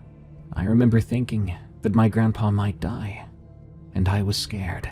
This man, who had been the largest presence in every room he ever entered, now looked like a gray-faced old man with only one working hand. Grandma couldn't go with him, not until Aunt Diane came, and once Aunt Diane showed up, Grandma left in a hurry. I remember just after she left, looking at the blinds on the windows, thinking that no one in this house would know to pull them down, and why. Aunt Diane and her husband Cal arrived around 3 in the afternoon, hugging Grandma and wishing her and Grandpa the best as she left. Aunt Diane was Grandpa's youngest daughter, a very sweet woman with a loud laugh who worked as an office manager somewhere. She drove a minivan and had probably not spent a full night in this house in 15 years. Uncle Cal was fine, a big, soft-spoken guy who sold insurance and was decent with kids. He gave lots of those cheesy kid compliments and high fives, like "good job, sport," that kind of thing. They were the kind of adults you'd want around during a family emergency, for sure. Warm and capable. Aunt Diane spent most of the evening on the phone with the hospital and with other relatives, leading a sort of crisis management with the family.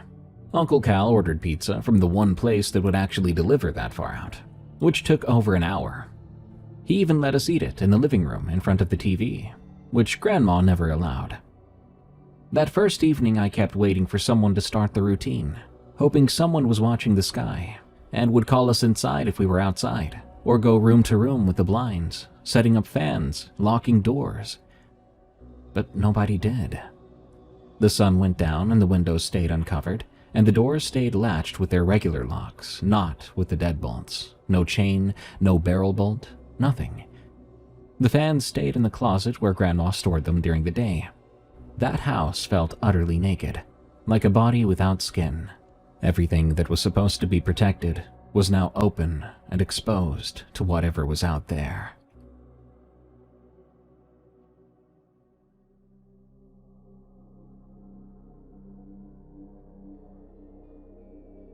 I almost said something. I stood in the hallway and rehearsed it in my head. Something about how Grandpa liked the blinds down and the fans on. Something casual that wouldn't require me to explain why. But I couldn't figure out how to say it without sounding strange. I was 11 years old, but the weight of adult attention during a crisis was paralyzing, so I didn't say anything. I went to bed in the guest room with Parker and Leia. The window was uncovered, and the fan was off. I lay there in the most awkward silence, so enormous and wrong, I could hear my own heartbeat. I slept eventually. The following day was almost normal. Uncle Cal took us outside. We rode the three-wheeler and threw rocks in the creek, and Aunt Diane drove to the hospital, coming back in the late afternoon with a cautiously optimistic report. Grandpa was stable, responsive, but they were keeping him for observation and tests. There was also talk of moving him to a larger facility in Springfield. She looked exhausted. Uncle Cal made spaghetti for dinner. It was watery and undersalted, but we all ate it. Nobody had the energy to care about food quality at the time.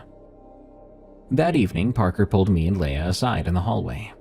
I could tell he was being very sneaky about something. "They don't care what we do," he said, meaning Aunt Diane and Uncle Cal, who were back on the phone in the master bedroom with the door mostly shut. "We should stay outside tonight, after dark. We're never going to get that chance again." Leia looked at me. I could tell she wanted me to say no so she wouldn't have to. And I nearly did. But Parker was 13 and I was 11. At that age, that's a big gap. And some part of me, the side that was tired of being so afraid every summer, tired of the fans and the blinds and the locked-down feeling of Grandpa's nighttime house, that side wanted to know what the property was like after dark. I'd spent years sealed inside while the world outside continued without me, and I wanted to see it. So I said okay, and Leia said okay because I had, and Parker grinned. We went out the back door at around 8:30, with the sky still holding on to the last orange glow in the west, but the east had already gone to deep blue. The very first thing that struck me was how different the property sounded at night.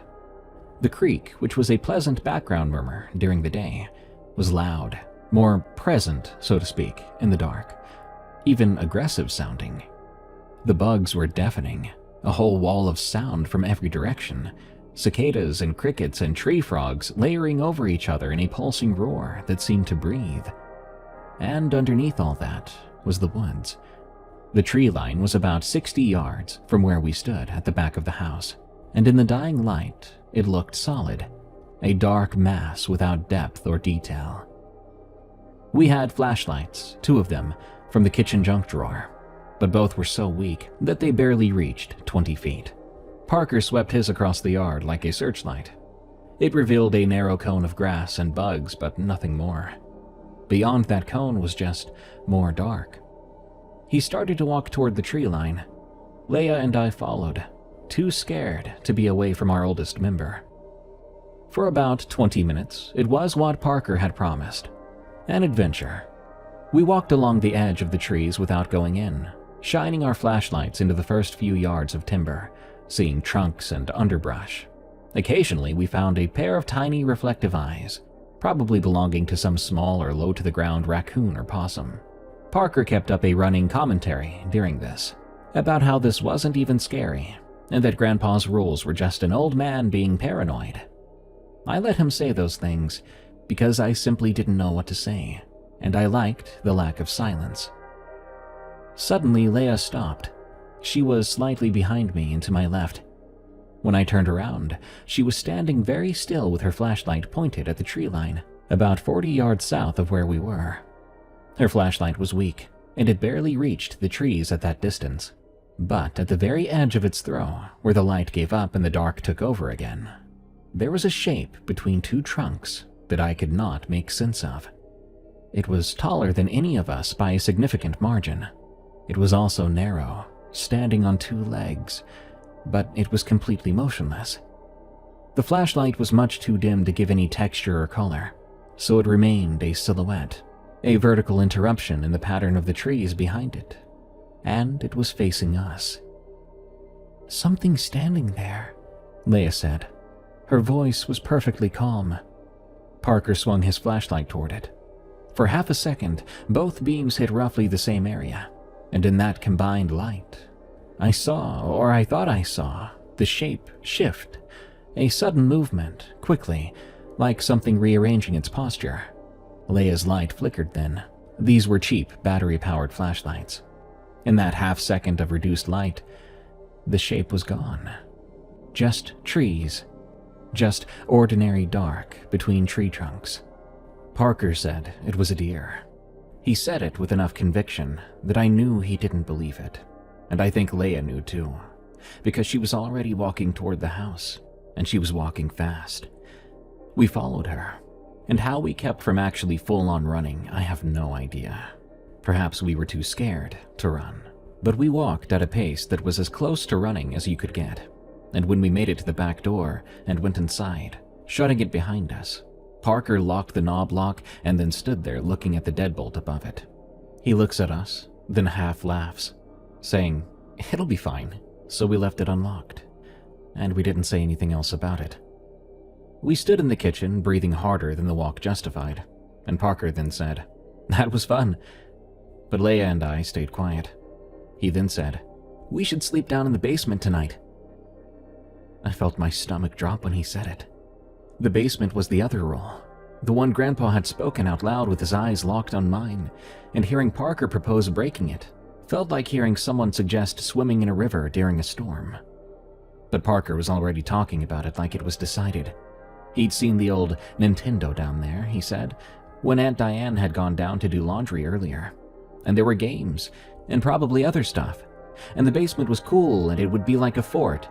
And he reiterated, when would we get another chance? I looked at Leia. She had her arms crossed over her chest, and she was staring at the floor. We were both wondering the same thing, I think. How much resistance was worth the cost of Parker's ridicule? She must have arrived at the same answer I did, because she shrugged one shoulder and said, "Whatever." And Parker took that as unanimous consent and started gathering supplies.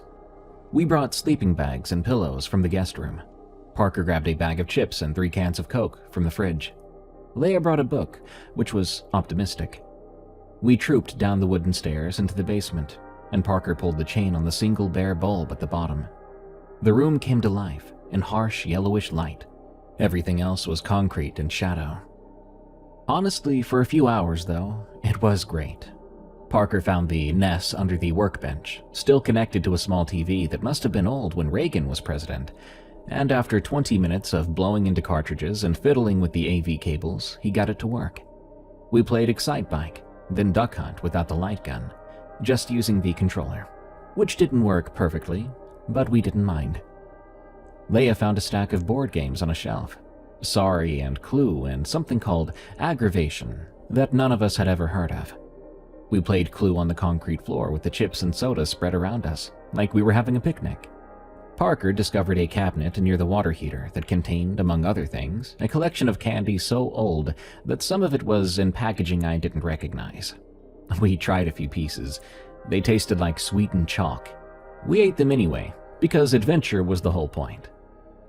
Really, it was the most fun I'd had at that house in years, maybe ever. We were loud and stupid and free, and Aunt Diane and Uncle Cal never came down to check on us.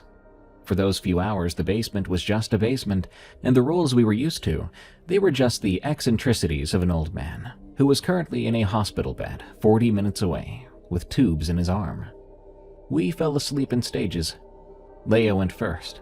She had set up her sleeping bag near the base of the stairs, and was out cold by midnight. Parker lasted a little longer on the sagging couch against the far wall, talking to me about a girl from his school, while his sentences got slower and more fragmented, until they stopped entirely, and his breathing evened out. I lay in my sleeping bag in the middle of the floor. I was between the two of them, looking up at the ceiling joists and the cobwebs, listening to the silence. No fan, just silence.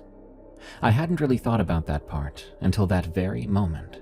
I'd been distracted by the games and the food and the novelty of it all. But lying there in the dark after Parker killed the light, the silence of that basement was absolute. No fan roar to fill the space, and no white noise to blur the edges of whatever sounds the night might be making. There was, though, the faint ticking of the water heater, and the even fainter hum of the electrical panel on the wall. But beyond that, nothing. I listened to my cousin's breathing. It was so dark and so quiet. It felt like I was deep, deep underwater. Eventually, and I don't know when, I fell asleep. But when I woke up, I was very cold. Genuinely cold. A damp chill had gotten through the sleeping bag and into my skin. It made no sense because it was July in Missouri, and the basement had been stuffy and warm when we'd come down. I pulled the sleeping bag tighter around myself. That's when I felt the draft. Moving air coming from somewhere to my left, carrying a smell that did not belong in that basement. The green, wet smell of outside, of grass and dirt and night air, and underneath it was something else. A warm and sour and biological smell. It reminded me of a dog's breath, but heavier and denser, more concentrated. One of the slit windows was open. I couldn't see it. I couldn't see it. The dark in that basement was the most complete dark I'd ever experienced, where open and closed eyes were the same thing. But I could feel the outside air coming through it. I could feel that the air was wrong, that it carried the heat and smell of something that was not the night. And every hair on my body stood up at once. I heard it before I could even make sense of it. Breathing.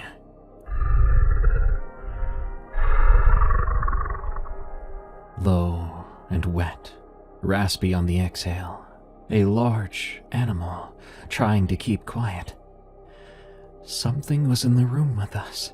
Something was inside the basement. And it was breathing. It was close. I stopped moving, and I stopped breathing. Every muscle in my body locked into a rigid, frozen state that I did not choose and could not have overridden if I'd tried.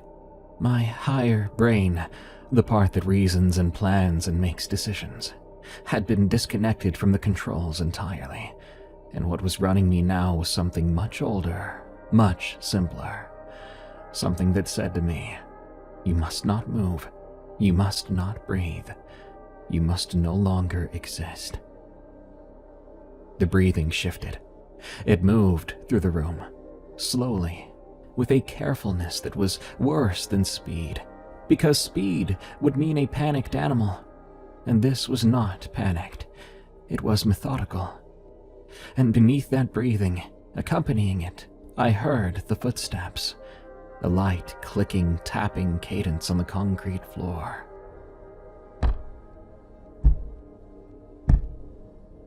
The sound of something with claws, walking on a hard surface. And the rhythm. It didn't match anything that walks on 2 legs, but it didn't quite match anything that walks on 4. The sound of it moving across the concrete floor in the perfect dark was the most alien and dislocating thing I've ever heard. It moved past me, close enough that I could feel warmth coming off of it, the radiant body heat of something large and very alive, and I caught a wave of that smell, that sour, biological, overly wet dog smell. But up close, it was sharper, and there was more underneath it, something that reminded me of blood.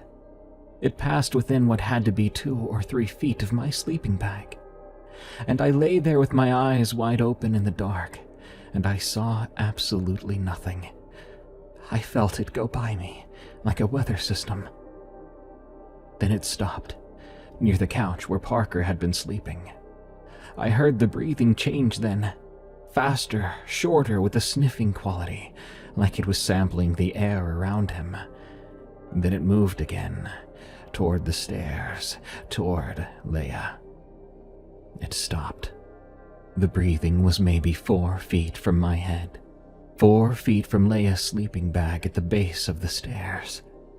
I could hear her slow, unconscious breathing, and the thing's breathing layered over it, and for a span of time that I cannot accurately estimate. Was it 5 seconds, 30, a full minute? Those were the only sounds in the world.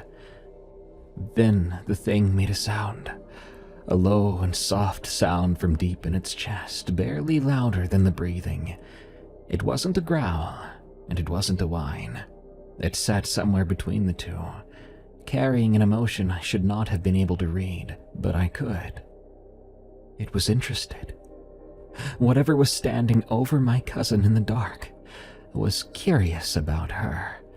Leia shifted in her sleeping bag, a small unconscious movement, the kind of half-roll that sleeping people do, and she made a sound, a murmur, maybe a fragment of a dream, nothing coherent.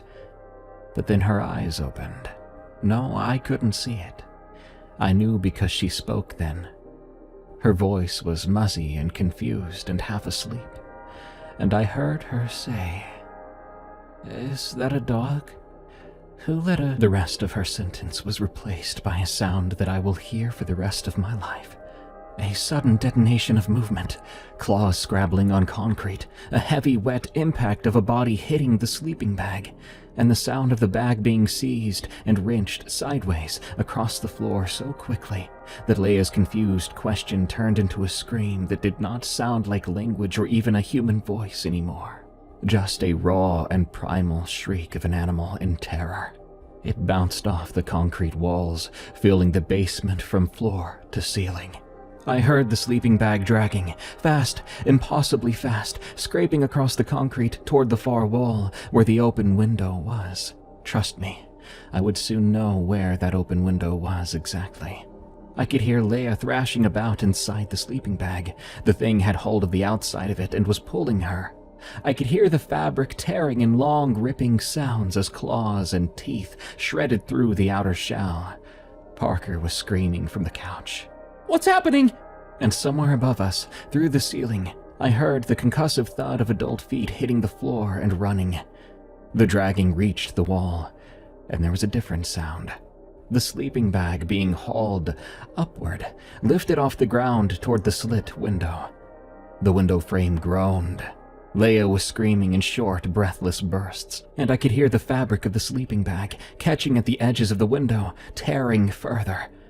I understood, with a sick, lurching horror, that whatever had her was trying to pull her through that window. An 18-inch wide slit window, 4 feet off the basement floor on the inside, but ground level on the outside. Something out there was hauling a child in a sleeping bag up the wall, attempting to drag her through it with the disturbing strength of something I don't want to share a world with. The basement light suddenly came on. Aunt Diane had hit the switch at the top of the stairs, and the bare bulb exploded the room back into existence. Every detail was harsh and yellow again, and suddenly, violently real.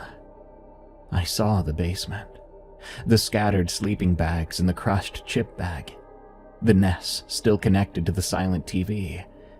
Parker was now standing on top of the couch, his back against the wall.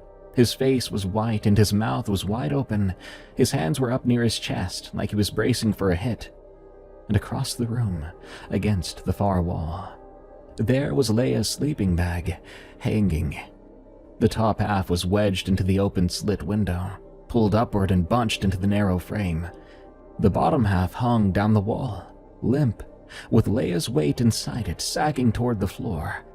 The bag was shredded in long lines, 4 slashes evenly spaced across, and through the tears I could see the color of Leia's pajamas and even the skin of her arm. She wasn't moving or screaming anymore. She had gone silent, so absolutely terrified she'd stopped moving. Then the bag dropped. Whatever had been holding it from outside released it all at once, and Leia and the sleeping bag collapsed to the basement floor in a heap. From outside the window, inches away, just on the other side of that ground-level slit, I heard something move, a single heavy thud, the sound of a large animal pushing off the grass, heading back for the tree line, leaving us there in the aftermath.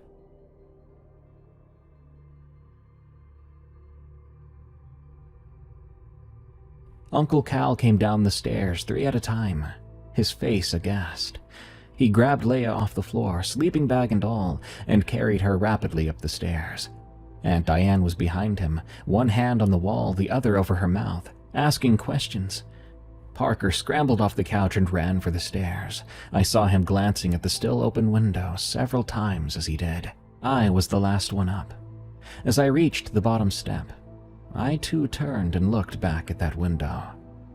It was still open, swinging slightly inward on its hinge. Beyond it, through the narrow rectangle of the opening, I could see a strip of the yard due to the light that spilled out from the basement. There was grass, the first few feet of ground outside, and at the edge of the light already pulling back into the dark, there was a pair of eyes. They were low to the ground and caught the basement light like an animal's. A yellow reflective shine. They were close together, but that's all I could see due to the dark. They looked at me for less than a second, but then they were gone, and I swear I could hear the sound of something moving fast through the woods. I ran up the stairs, and I didn't go back down. Leia was physically fine. There were some light scratches from the window frame on her arms and shoulders, a bruise across her ribs where she'd been pinned inside the sleeping bag as it was pulled against the narrow opening. But nothing was broken, nothing that would leave a scar on the outside. Uncle Cal went out with a flashlight, walking the perimeter of the house, while Aunt Diane sat with us in the living room with every light on. Uncle Cal came back about 15 minutes later, said he couldn't find a thing. He started to explain it. It was a bear, he said, attracted to the smell of the food we'd brought down there. And I could see in his face that he was constructing something that he could believe, not something that was currently true, but something that would become true. There was no more sleep to be had that night. We stayed up in the living room together until dawn, with the TV on and the volume up, every light on in the house. Leia sat in the corner of the couch with her knees pulled to her chest, and did not speak, nor would she speak in the morning or the morning after that, and she would not talk to me or the rest of us for the remainder of that summer. Aunt Diane called the hospital that night. She was in the kitchen, and she was keeping her voice low, but I was in the hallway, and I heard most of it. She described what happened. She used the word animal several times, and the word window several more. When she stopped, there was some silence, long enough that Aunt Diane said, "Mom, are you there?" But then my grandmother's voice came through, and I could hear what she asked.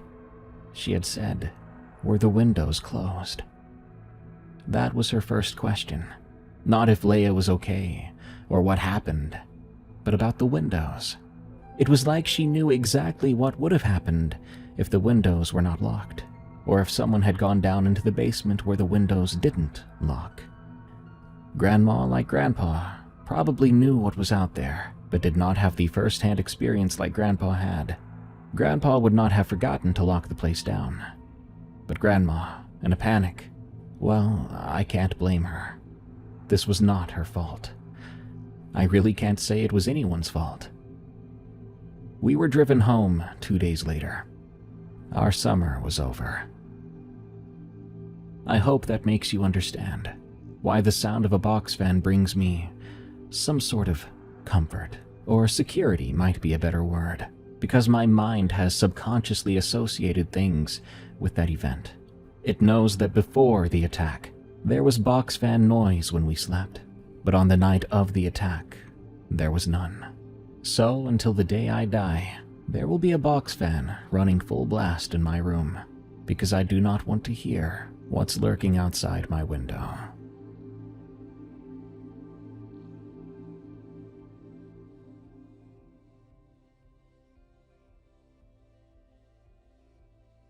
What in the world was that? What kind of creature resembles a thin and sickly werewolf, but can fit through a thin window to drag away children? This story is going to give me nightmares for weeks to come. Good night. Thank you all so much for joining me on my podcast here, called Unexplained Encounters. I'm your host, Darkness Prevails. You can listen to and review Unexplained Encounters on your favorite podcast app, such as Spotify or Apple Podcasts and so on. It's super helpful. You can find all my narrations on YouTube at Darkness Prevails. Until next time, everyone, stay safe out there and stay creepy, because this world is a strange one. Hey there, YouTube viewers. This show is available as a podcast on Spotify, Apple Podcasts, or your favorite podcast app. Just search for Unexplained Encounters and give us a follow. Thank you. Do you ever get the feeling that a certain person you've encountered just isn't actually human? What if there are human-looking things out there that simply aren't one of us? The following story is titled, "It Wears Human Skin." It's from a viewer with the pen name Garlini. It's one of the more unsettling stories I've read in a while. He claims to be a park ranger for an unspecified national forest.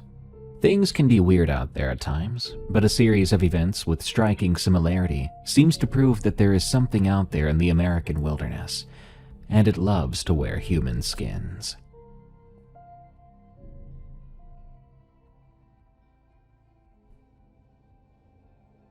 Forgive me because I'm no writer. I'm not very good at telling stories. In the past couple of weeks, I've typed this out about 4 times, deleting the previous ones. This is basically just the version I stopped editing, the version I settled on. So I'm a park ranger. I've been with the National Park Service for almost 8 years, all of it in the same district in the Northwest. For obvious reasons, I can't name the park, and I can't give my real name. But if you work in NPS and you're reading this, you either already know who I am, or you've heard a version of what I'm about to describe. And in that case, I would appreciate it if you kept it to yourself. I'm doing this to get the word out. I think people should know. My dad was the one who got me this job. He was a ranger in the same district for about 26 years before I started, which is how I even knew the posting was available. He called me one day and told me that they had an opening, and that the application window was short. I was 23 and working at a hardware store in Bremerton, going nowhere in particular with my life. So I applied. Now I wish I could say there was something romantic about it, some deep love of the outdoors that pulled me in, but truthfully, my dad handed me a life and I took it because I didn't have one of my own yet. I grew up visiting him on the job, weekend rides in the duty truck, helping him restock trail registers and eating peanut butter sandwiches on the tailgate, while he filled out paperwork. I liked those visits. What I didn't understand until I was actually doing the work myself was that those visits were curated. Dad only brought me along on the easiest of days. He never took me on a body recovery, for example, or out to look for a lost child or a 3-hour bushwhack to tag an injured elk for Fish and Wildlife. Basically, the version of the job I grew up seeing with him was a highlight reel, and I didn't really find that out until I was already on payroll. I should tell you that I'm not built for this work, not the way he was. Dad could spend 4 days alone in the backcountry and would come back looking 10 years younger. On the other hand, I spend one night in a fire lookout and my hands shake for an hour the next morning. I've been on sertraline since I was 19. I check the locks on my duty cabin twice before bed, then I check them again when I get up to use the bathroom at 2 a.m. I know the second check is pointless because I did it 3 hours ago and nobody has come in since. But I do it anyway because my brain needs the confirmation that everything is safe and secure. That's how my mind works. And I manage it. Most days I'm fine. I do my job well enough. Nobody's ever had a complaint about me yet. My performance reviews would say things like reliable and thorough, which are the words people use when they mean you're not exciting but you do show up. Now let's truly get into the story. The first thing happened in my second year. Early September, the tail end of hiking season. It's around the time the days are still warm out, but the light starts dropping off fast after 5. We got a report from a woman at the main trailhead lot that her husband had not come back. He had left that morning for a day hike on one of the eastern loops, a 12-mile trail with moderate difficulty. The man was 44 years old and was experienced. He had done the route before, too. He told her he'd be back by 4, and at 7, she called us. This happens more than people think. Usually the hiker miscalculates time or twists an ankle, or just sits down somewhere pretty and loses track of the afternoon. 9 times out of 10 they walk out on their own, sheepish and apologetic, and you meet them on the trail with a flashlight while they're already heading back. Anyway, we started the search at first light the next morning. There were 4 two-person teams fanning out from the trailhead, each covering a section of the loop and the surrounding off-trail areas.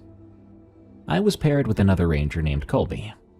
Colby's a seasonal guy in his second summer who talked too much and hiked too fast. We were covering a section off the main trail, the east side, where the loop cuts close to a gully that feeds into the creek system below. It's dense in there. Think Douglas fir, western red cedar, ferns up past your waist in some spots. Lots of deadfall, too. Big old trunks gone soft with rot that crumble when you step on them. Not a place a day hiker would normally wander into. But we check everywhere because lost people don't go where they're supposed to, obviously.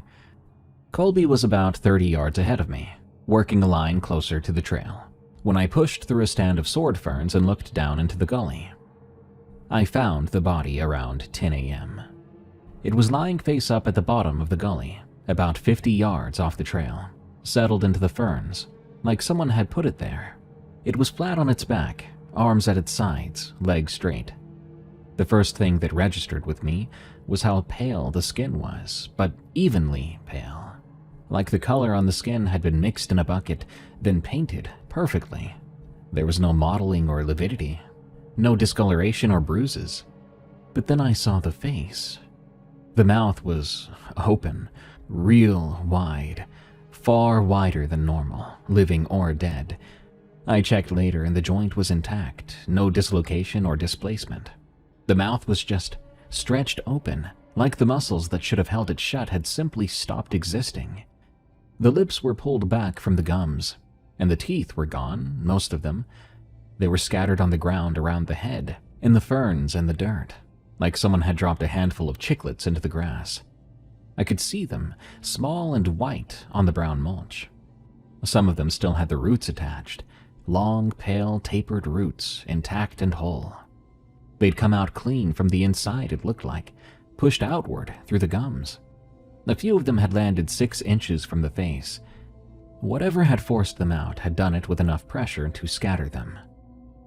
I called this in. Then I sat down on a mossy log about 20 feet away and waited nervously. When you find a body, you mark the GPS, you radio the coordinates, and you don't touch anything. A few minutes later, Colby came crashing through the brush. I told him to stay back, and he did. though he kept craning his neck trying to see past me into the gully. I told him he shouldn't look, but he looked anyway. He didn't say anything after that, which was the quietest he'd been all summer. I sat on that log for 45 minutes waiting for the recovery team. Colby stood about 10 yards behind me, texting on his phone, which technically wasn't supposed to get reception out here, but sometimes it did. I spent most of that wait trying to figure out what was bothering me, beyond the obvious. It took me a while, but then I realized it was the smell. There was no smell. A body in the woods in September, even one that's only been there overnight, should smell like something. Maybe not rot yet, but there's biology to it still. The system shuts down when you die. Sweat, waste, and the first stages of bacterial work. I've had the unfortunate pleasure of experiencing the heaviness in the air around a fresh body. And you notice that, even if you can't name it at the time. I'd been on 2 other body recoveries by then, both exposure cases from the previous winter found in the spring thaw. And both times, the smell was what told me I was close before I ever saw the bodies. This one had nothing. I was 20 feet away and the air smelled like dirt and wet ferns. To my scent, it was just the smell of the morning fog burning off the canopy. The body was not, well, participating in the forest around it. It was like it was part of the scenery, a prop someone had left on the ground. The other thing I noticed while I sat there was the complete lack of insects. Again, I'll remind you this was September in the Northwest, in a gully with standing water and decaying plant matter. How were there no insects? Mosquitoes had been chewing on me and Colby since we left the truck. I had 3 bites on my neck alone, but the body had nothing on it. Nothing crawling on it or buzzing around the open mouth or eyes. Flies will find a dead animal in the woods within minutes. I'd been sitting there close to an hour, and that body was untouched. Like to nature, this was not a food source. Nature itself was treating it like it wasn't even biological. The recovery team hiked in around noon. They bagged it and carried it out, and I went back to the trailhead, doing my paperwork in the bed of my truck. I liked doing that because my office felt too small and too inside. Then I drove home and sat down for a while, waiting for my leg to stop bouncing.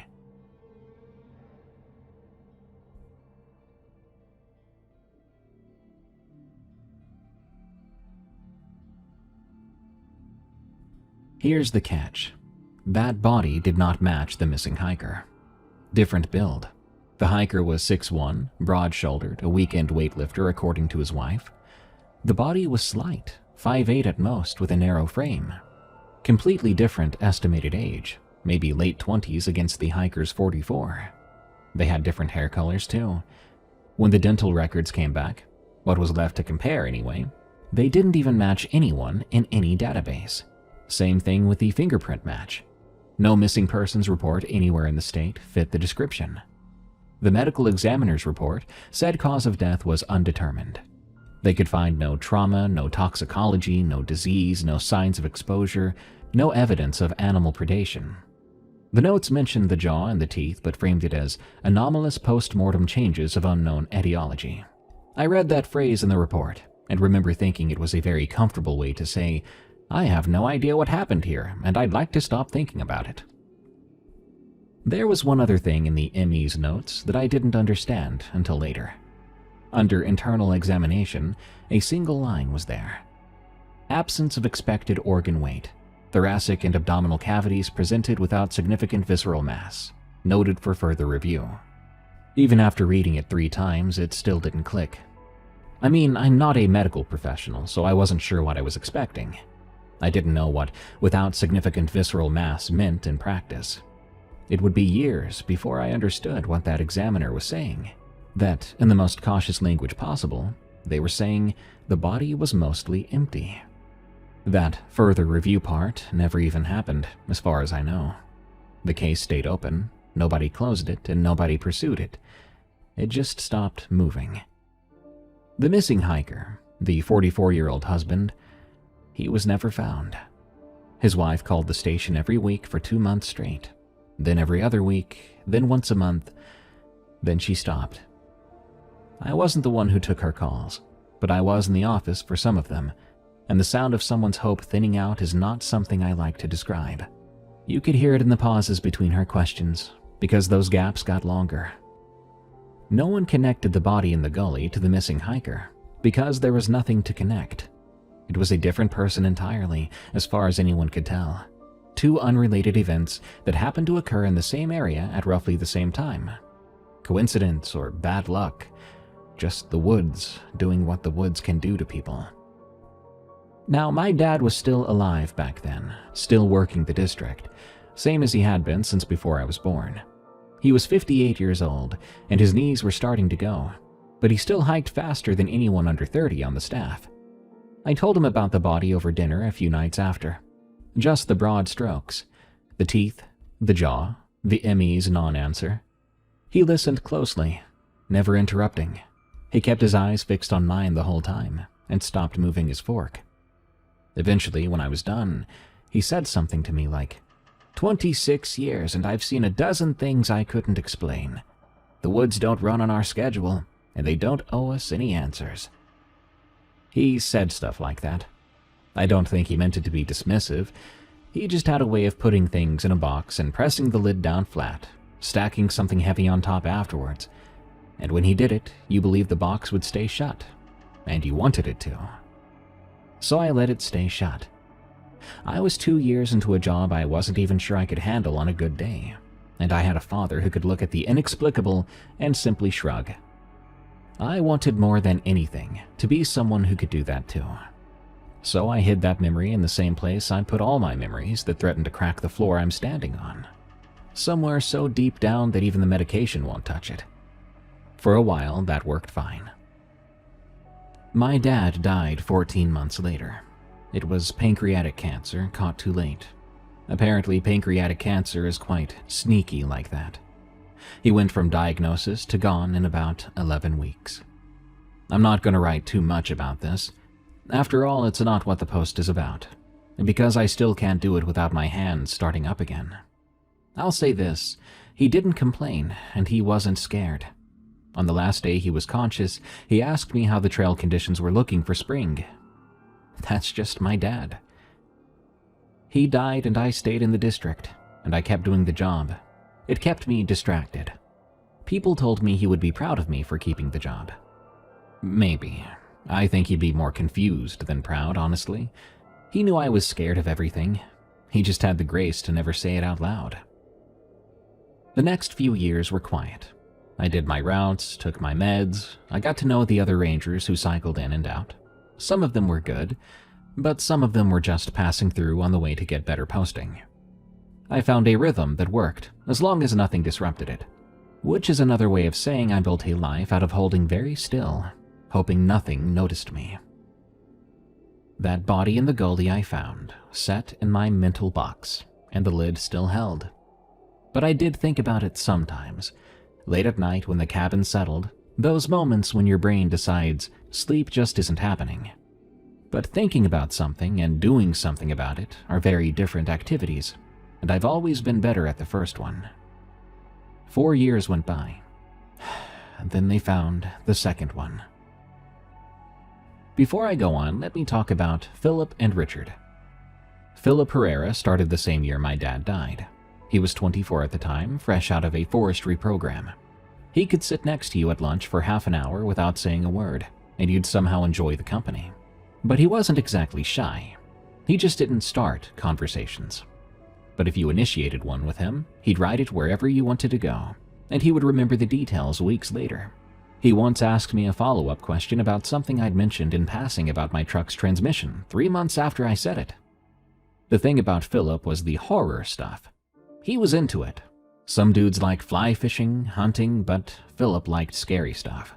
Creepypasta, folklore, paranormal podcasts, VHS-era slasher films, the whole shebang.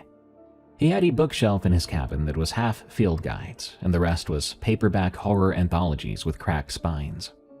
When he first started, whenever he would meet a ranger in the district for the first time, he would ask them what the strangest thing they'd ever experienced on the job was. The only time he really initiated conversations. Most folks gave him nothing. It was stuff like weird noises or a tree that fell awkward, or the rudest hiker you've ever heard. He wrote all of it down in a little notebook. I was no exception. He asked me too. I had told him about the time I found a boot on the trail with no foot in it, and no owner anywhere nearby. I didn't tell him about the body in the gully, though. Not sure why. Maybe because the boot story fit neatly in Philip's notebook, and the body could stay in the box. Then there's Richard K. He had been in the district for about 3 years by the time the second body turned up. He was 33, had previously did something with insurance in Portland that he never talked about, and I always assumed that meant he didn't like it. He transferred to NPS through some career change program, and took to it immediately. Richard was the guy who packed an extra Cliff Bar in case you forgot yours. He'd give you his rain shell if yours was in the truck. He named the chipmunks around the station and got genuinely upset whenever one of them stopped showing up. He was very soft-hearted, almost to a fault, but it was so genuine that it never really got there. The man cared about things openly and without embarrassment, and being around him made you think, dang, I wish I was like that. The three of us weren't best friends. We were co-workers who liked each other, which I think is its own rare and specific thing.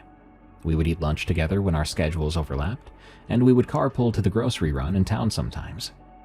One time, Richard lent me a book once, and he never asked for it back. Philip and I watched a Mariners game at his cabin one night, but neither of us said much. But that was fine. We were three dudes who were comfortable around each other, and it didn't need to be more than that.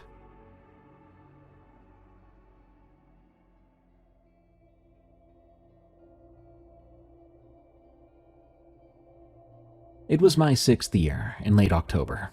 A couple in their 30s had reserved a backcountry campsite on the North Fork Trail, a 2-night permit.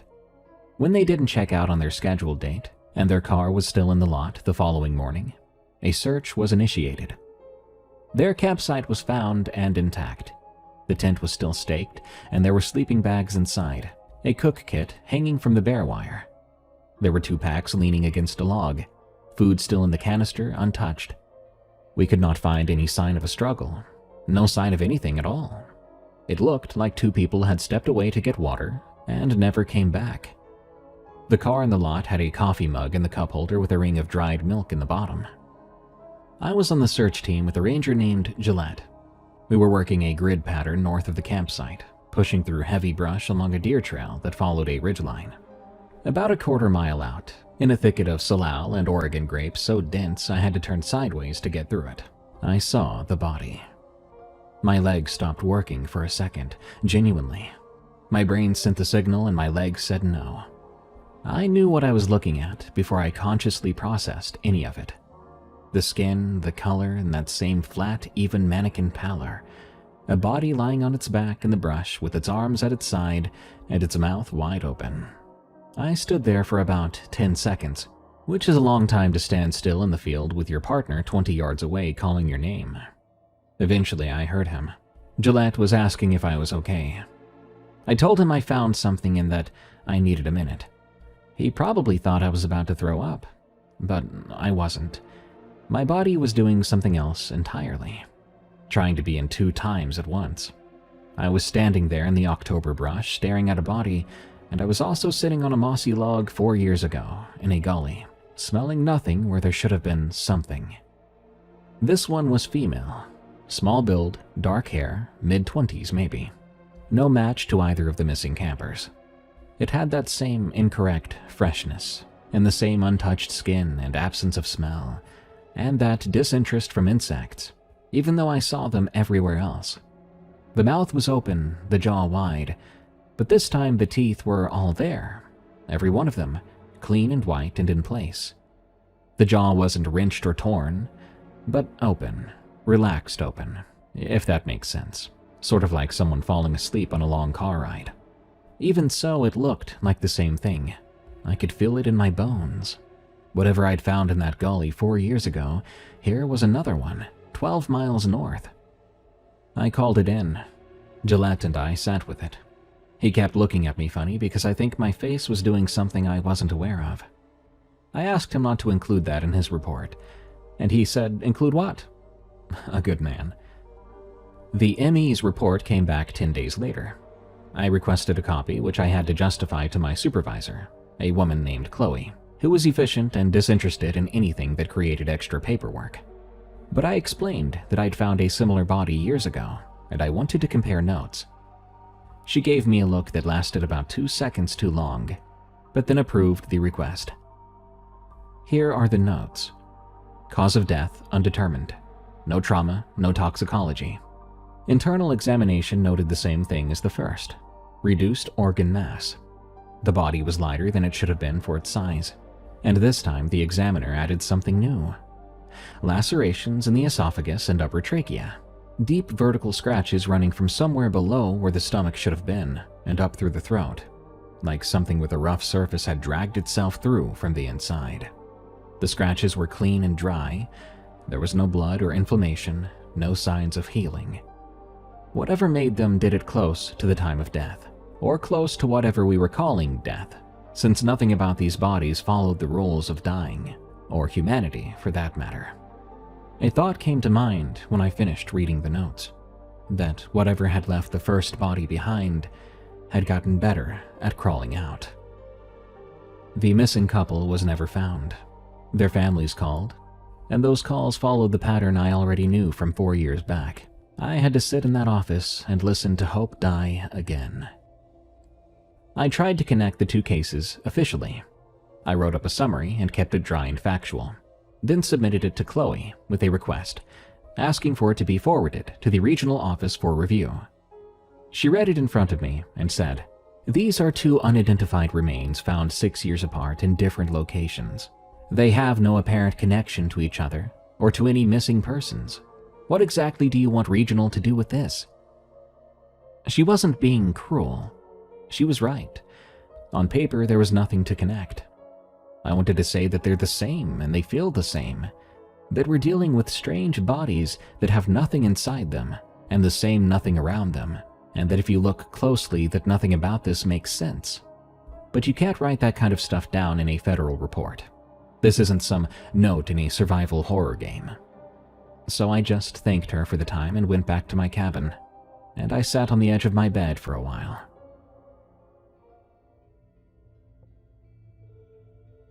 Three months later in January, Philip, Richard, and I pulled a 2-night backcountry assignment, a trail survey after a series of late fall storms. We had to check for washouts, downed trees blocking access, structural damage to the footbridges on the upper loop. It was a long enough route that camping made more sense than trying to rush it in a day. I almost asked to swap off the assignment. I'd been sleeping badly since October, worse than my usual bad, and the thought of 2 nights out there put a knot in my chest, which I couldn't have explained to anyone without sounding like I was going mad. But I didn't swap, because Philip and Richard were both on the roster and I trusted these guys, and also because my dad would have done the survey without even thinking twice. Even then, I was still measuring myself against a dead man's calm. I packed my bag and went. The first day was good, actually. Cold and clear. One of those January days where the air feels like it's been cleaned. We hiked the lower section, flagging 2 washouts and a bridge with a cracked stringer. We ate trail mix and jerky, and we made camp at a designated site on a flat bench above the creek around 4. Richard brought an absurd amount of food. Summer sausage, a few different kinds of cheeses, crackers, bags of those little mandarin oranges. He laid it all out on a flat rock like a buffet. Philip said it looked like a charcuterie board for people who shop at gas stations. Richard took that as a compliment and said thank you, that he had worked hard on it. We got a fire going as the light dropped. The temperature was falling, but the sky was clear and there was no wind, which is rare up there in the winter. The smoke went straight up. We sat on logs around the ring and ate too much of Richard's food, talking about nothing important.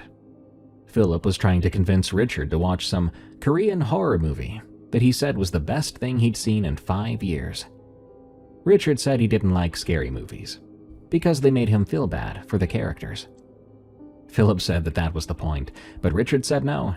He meant he'd feel bad for days afterward, and it would just ruin his week. Knowing Richard, I believed him. Around 8, the conversation hit one of those comfortable lulls, where no one feels the need to fill it, and then Philip said, "You guys hear about Bud Gianelli?" Richard shook his head. I hadn't either. Philip poked at the fire with a stick and settled back. He was here before either of you. Retired maybe a year before you started, he said, nodding towards me. A quiet guy, apparently. The old-timers said he almost never talked about himself. But there was this one thing he told a couple people, and it made the rounds. Of course you know what it is, huh? Richard said. Of course I do. Philip snapped the stick in half and tossed the short end into the coals. So, Bud's doing a solo patrol in the upper North Fork. Late summer, maybe 05 or 06. Long day, nothing happening. He's heading back down and he comes around a switchback. And there's a guy on the trail about 50 feet ahead, just standing there. Bud calls out. The guy turns around and waits for him. Okay, Richard said. They walk together for about a mile. Bud tries to make conversation. The guy answers, but barely. Just short replies. He doesn't volunteer anything. Bud figures he's just tired. Maybe he's one of those hikers who doesn't want to chat. No big deal. So they're walking, and at some point Bud stops to fix his boot. The laces came loose or whatever. He looks down for maybe 15 seconds. Philip paused. He looks back up. The guy is gone. Richard waited.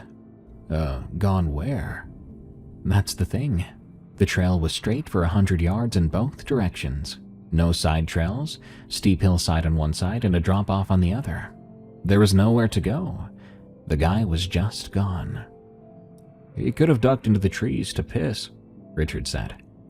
On a steep hillside with no shoulder? In 15 seconds, without making a sound? Without Bud hearing a single footstep? Philip shrugged. Sure, maybe. Richard looked into the fire. Okay then, that's weird. It gets weirder. Bud told a couple guys about it over beers. They asked him what the man looked like, and he couldn't say. He'd start to describe the face and just trail off, like the memory wouldn't stay in his hands. After a few weeks, he could barely remember the encounter at all, just that it happened and that it bothered him. What do you mean he couldn't remember? I mean the details wouldn't stick. He knew there was a man, he knew they walked together, but the specifics kept sliding away. The face, the clothes, the voice, all of it just sort of dissolved. Nobody said anything for a few seconds. The fire popped and sent a thread of sparks up into the dark. That's freaking creepy, Phil, Richard said. Philip grinned. I laughed, but I was thinking about the trail Bud had been on when it happened. Upper North Fork. The second body had been found about 2 miles from that section. I didn't say that. I sat with it and let the conversation move on.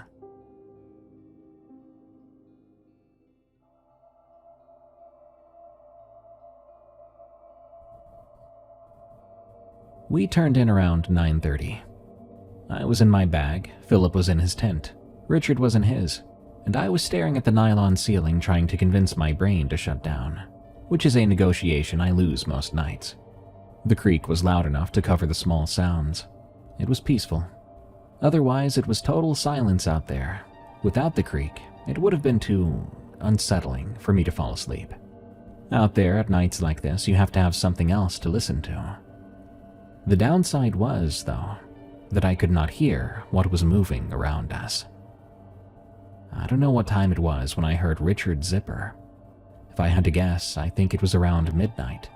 I heard him get out of his tent, footsteps on frozen ground, and I assumed he was going to take a piss.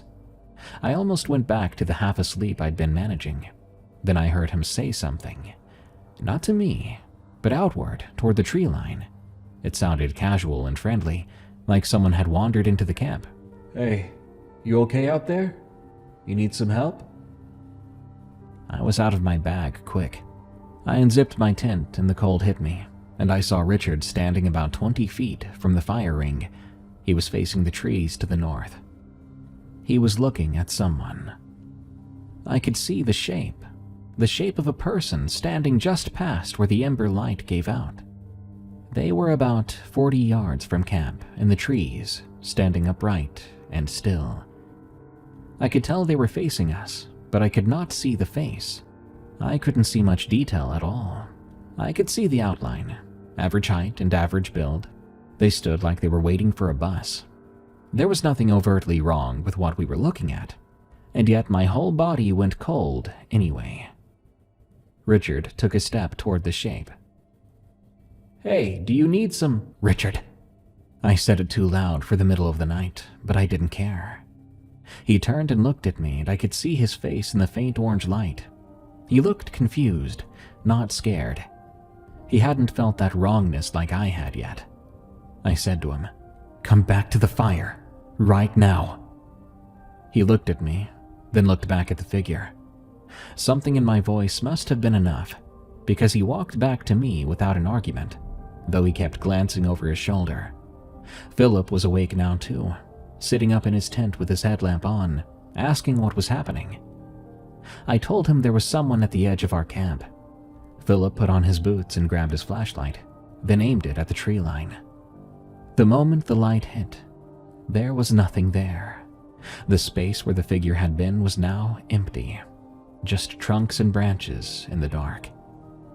"What? I saw someone," Richard said, though it sounded like he was trying to convince himself as much as us. "They were right there," he pointed. Philip swept the light back and forth. "Could have been a hiker, lost maybe." "They were just standing there," Richard said. "Well, did they say anything?" Philip asked. Richard started to answer, then stopped. His mouth opened and closed, and his eyes went somewhere far away for a second. Then he said, I think so, yeah. They said something, but I can't. It was hard to hear over the creek." I didn't ask what the figure had said.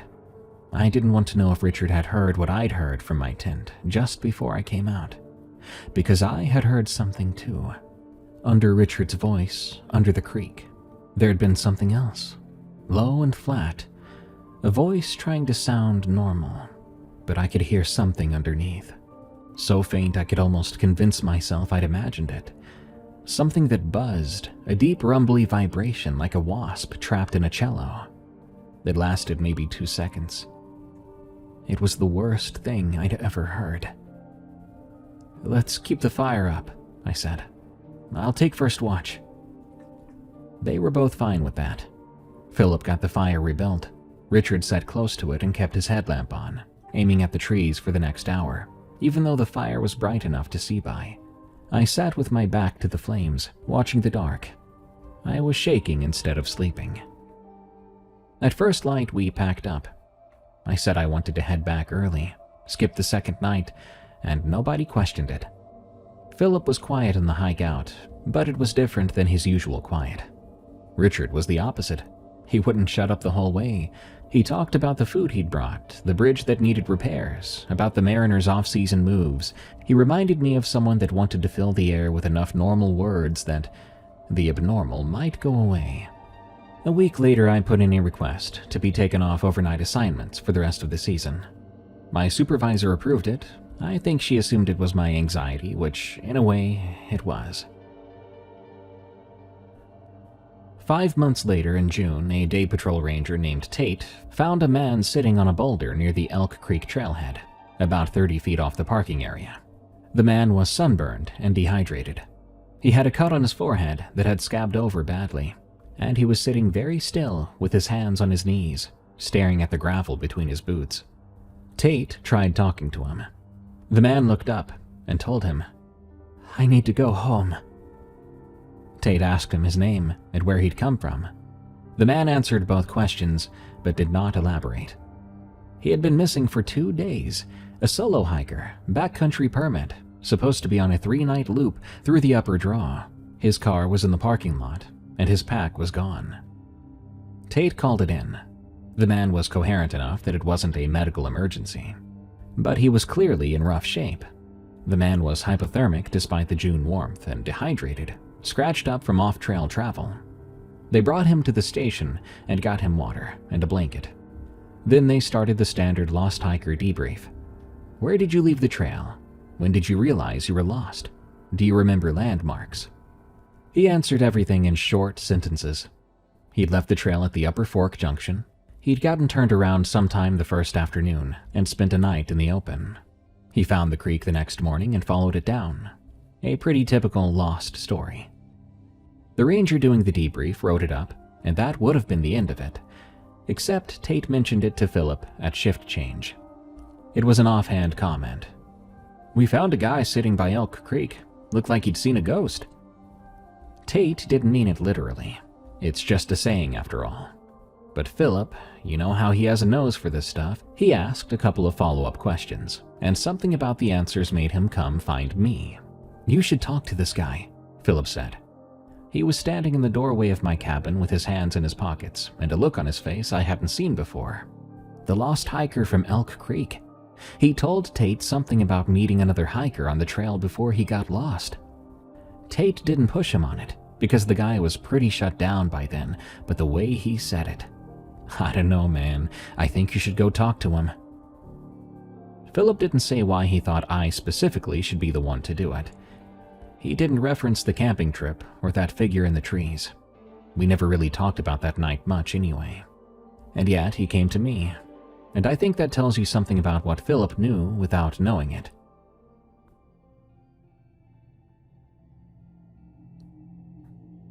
The man was still at the station at the time. He'd refused a ride to the hospital and was sitting in the break room drinking a Gatorade, staring at the microwave. I pulled up a chair across from him, and I told him I was a ranger and that I'd heard he'd had a rough couple of days. I said I just wanted to make sure we had the full picture. I asked if he could tell me what happened from the beginning. He didn't even look at me right away. He was tugging at the label on the Gatorade bottle, nervously. Eventually he said, I met someone on the trail." I waited. His story came out slowly. He was on the upper fork about 4 miles in, moving slowly because his pack was heavy and the trail grade was steep. He came around a bend, and there was a man on the trail ahead of him, about 60 feet out, walking the same direction. He said the man had an average height and build. He wore a green jacket and jeans and had a pack on. The man heard him coming and turned around, waiting for him to catch up. He gave a little wave, too. Our survivor here waved back. They fell into step together. The man seemed normal at first and friendly. He said hello, said something about the weather, the standard trail small talk. The survivor asked where he was heading. The man gave an answer. The survivor told me he couldn't remember what the answer was. They walked together for maybe a quarter mile. The survivor did most of the talking. He told me he was a talker on the trail, liked to have company, and the other guy seemed to like having company. After a few minutes, he started to notice things, though. The man had a flat, level voice. Every word came out around the same pitch and the same volume, like the worst actor reading off a card. The survivor figured maybe the guy was just tired, maybe shy or not a native speaker. Then he described something that made my heart skip a couple beats. He said that there was something underneath the man's voice, a low hum or vibration, like the sound you hear when you're near a power transformer, a deep electrical buzz you can feel in your back teeth. Except it was coming from the man's chest or throat. He only noticed it during pauses in conversation when the man was not speaking, and even then it was faint. He told himself he was imagining it. But then, the eyes. The survivor tried to make eye contact, but couldn't. The man would turn his face toward him when he talked. The orientation was right. The head was aimed at his. The face was aimed at him. But the eyes were off. They'd be pointed at a spot just to the left of the survivor's face, or just above his forehead. When the survivor shifted, leaned a little or turned his head, the man's eyes did not track. They would adjust, but always to a different, wrong spot. It was like they were approximating where to look without understanding the concept. I remember the way he described it, like trying to make eye contact with a painting, and I liked that, though it was extremely creepy. Probably why I remember it after all this time. Said everything's facing you, but nothing's looking at you. The survivor stopped on the trail and told the man he needed to check his map. The man stopped too. This was the part where the survivor put the Gatorade bottle down and his hands went flat on the table. The man just stood there. He didn't take off his pack and he didn't sit down. He didn't drink any water. He just stopped moving and stood there on the trail facing the survivor, arms at his sides. He could have been a mannequin in a store window like that, completely lacking shifting weight or fidgeting. People don't stand perfectly still like that. People are always doing something. This man had stopped, and the stopping was complete. Like pausing a video, nothing like stopping mid-hike. The survivor said he stood there pretending to look at his map for about 30 seconds, and in that time, the man did not move once, did not blink, he did not breathe, or at least didn't see him breathing. But that buzz, it was still there, louder in that silence. He folded his map and put it back in his pocket. He told the man he had just realized he needed to double back because he had missed a junction. The man didn't respond right away, but soon he said, "Okay." Same flat tone. The survivor turned and started to walk back up the trail. He told me the worst part of the entire experience was the 15 seconds after he turned his back, because he didn't hear footsteps behind him. He didn't hear anything. He wanted so badly to run, but he kept his composure and walked briskly, without looking back. He left the trail at the first game path he found and pushed into the brush and kept going. That's when he got completely and hopelessly lost. He spent the night under a Douglas fir with no shelter and no fire. He barely slept. Twice during the night, he swears he heard someone call his name from the trees. Clear, calm, his first name, spoken in that level tone from before. He told me he had never given the man his name. He said he was sure about it, would swear his life on that fact. I talk too much on the trail. I know that. I told the man where I was from. I told him about my dog. I told him about the drive up. But I'm telling you, I never gave him my name. I know I didn't. Because right before I got off the trail, I was thinking, why did he never ask?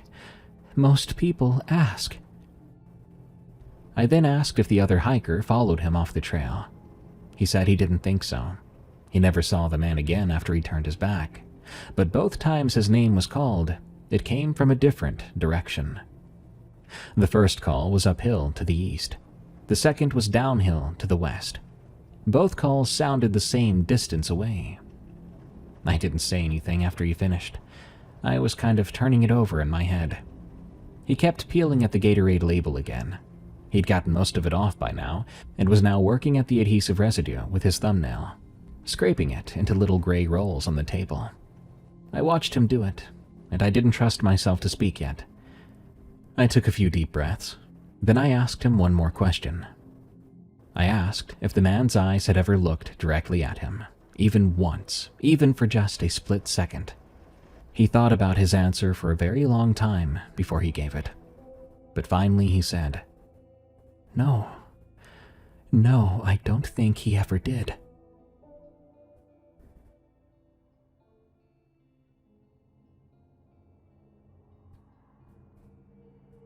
I drove home that night and sat at my kitchen table, pulling up both ME reports on my laptop. I read them carefully, side by side. The first body. The teeth were pushed out, jaw forced open, mostly empty inside. The second body, the jaw was open, teeth intact, throat scratched from the inside, also mostly empty inside.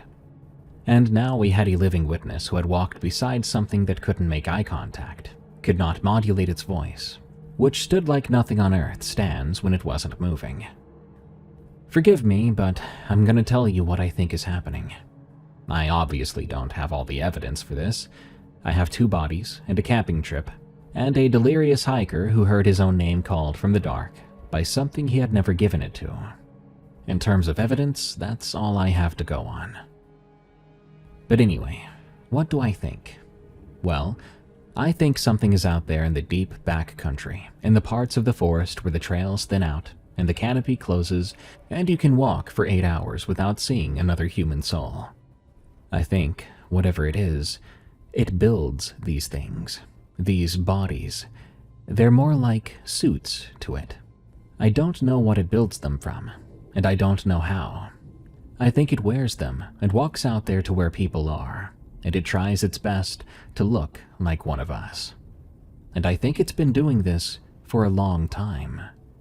The first suit was crude. It climbed out and broke the teeth on its way through, leaving the jaw wrenched open, and it didn't care. But the second one was better, cleaner. The teeth stayed put.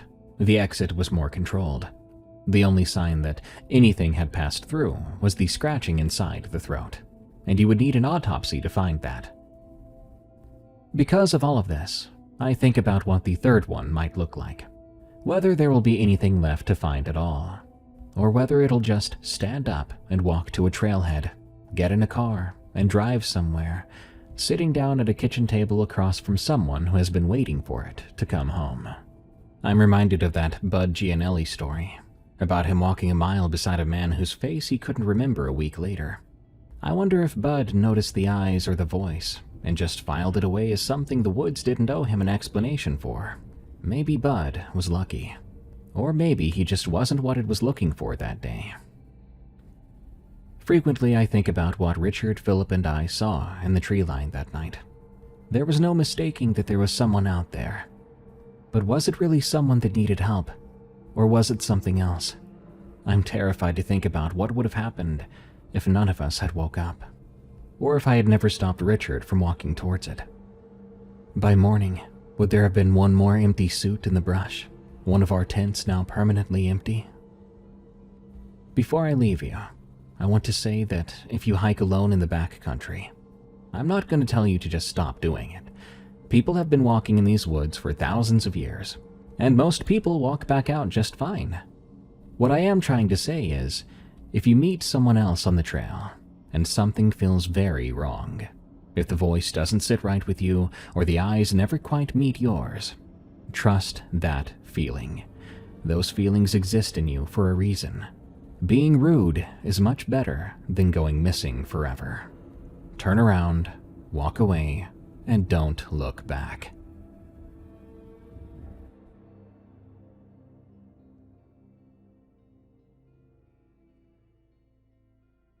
Take that final message to heart. The next time you run into someone on a hiking trail or on the side of the road, and they act just a little weird, you might be dealing with something rather than someone. And that something might lead you into the woods to never be found. Good night. Thank you so much for tuning in to this episode of Unexplained Encounters. I've been your host, Darkness Prevails. Help us out by leaving a follow and review of Unexplained Encounters on Spotify and Apple Podcasts or your favorite podcast app.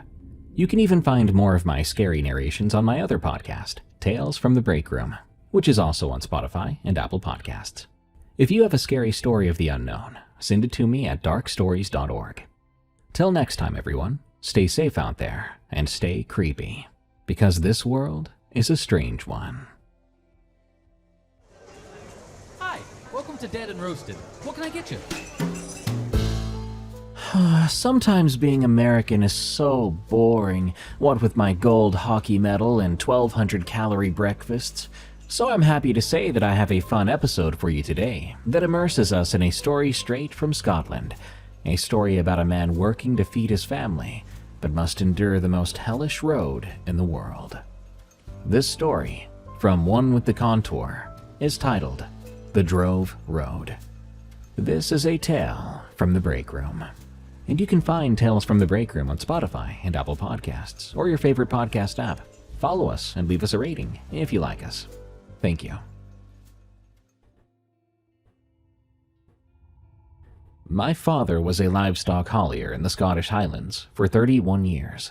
He moved sheep and cattle between farms and markets across some of the most remote country in Britain, driving roads that don't appear on most maps, in weather that would keep sensible people indoors.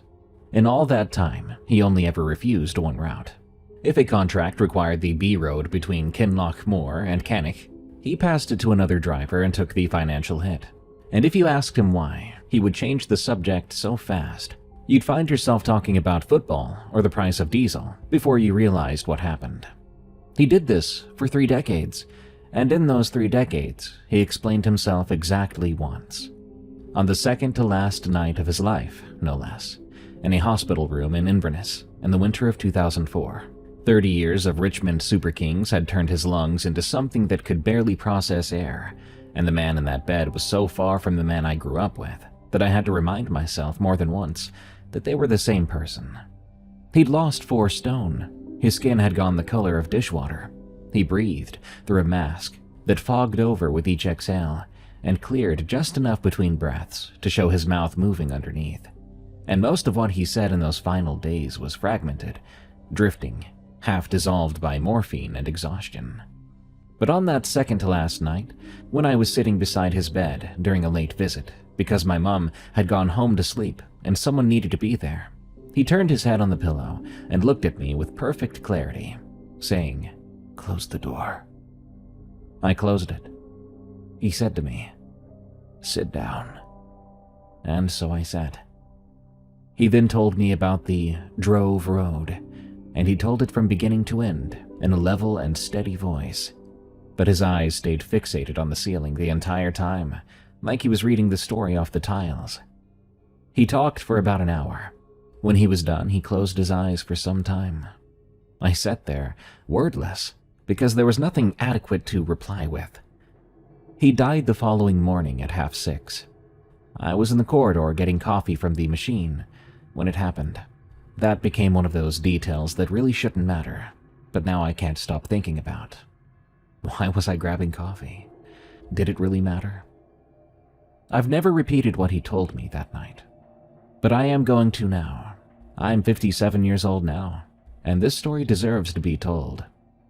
Also, as a note before I begin, I've changed all instances of kilometers to miles.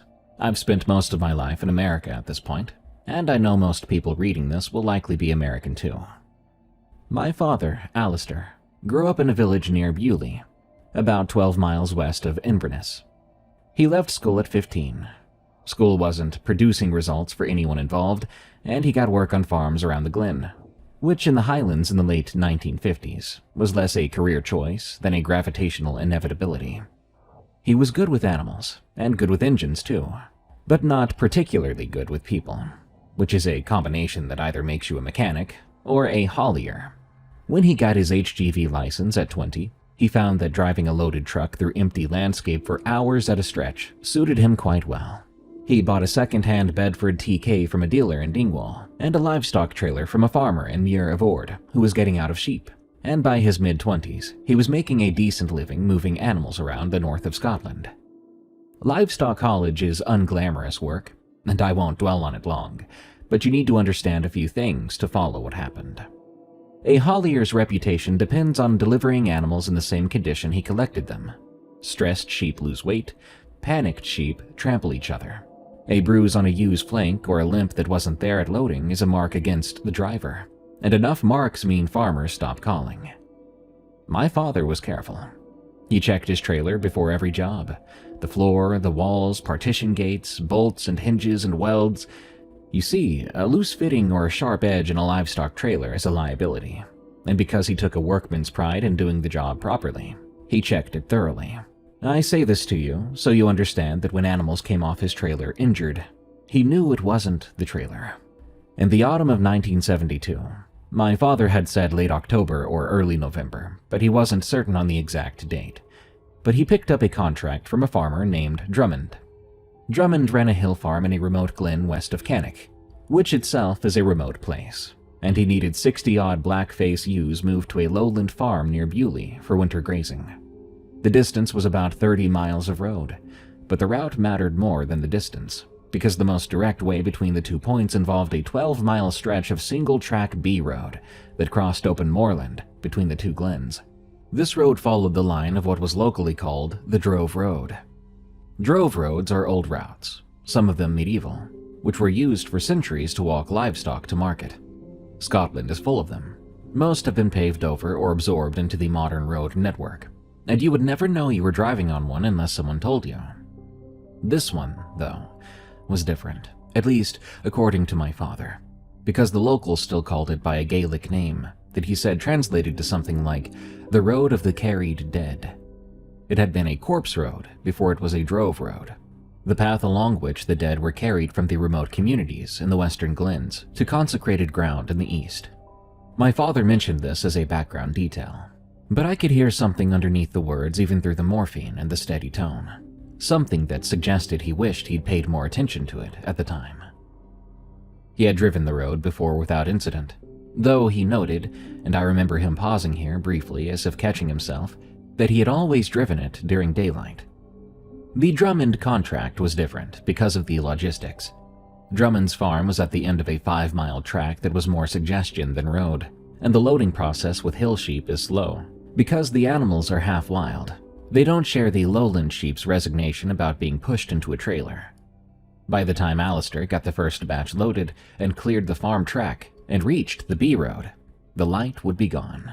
November in the Scottish Highlands means the sun sets at 4:30, and 4:30 comes faster than you expect when you're wrestling black-face ewes up a ramp. I should describe the road here. It's a single-track tarmac with passing places, no markings, no cat's eyes, no lighting.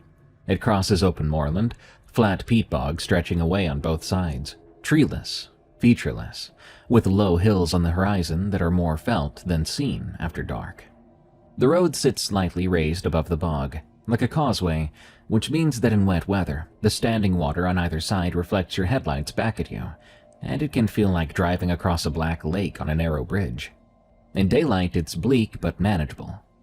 After dark, with nothing ahead of you but the reach of your headlamps and nothing behind but whatever you've already passed, it becomes something else.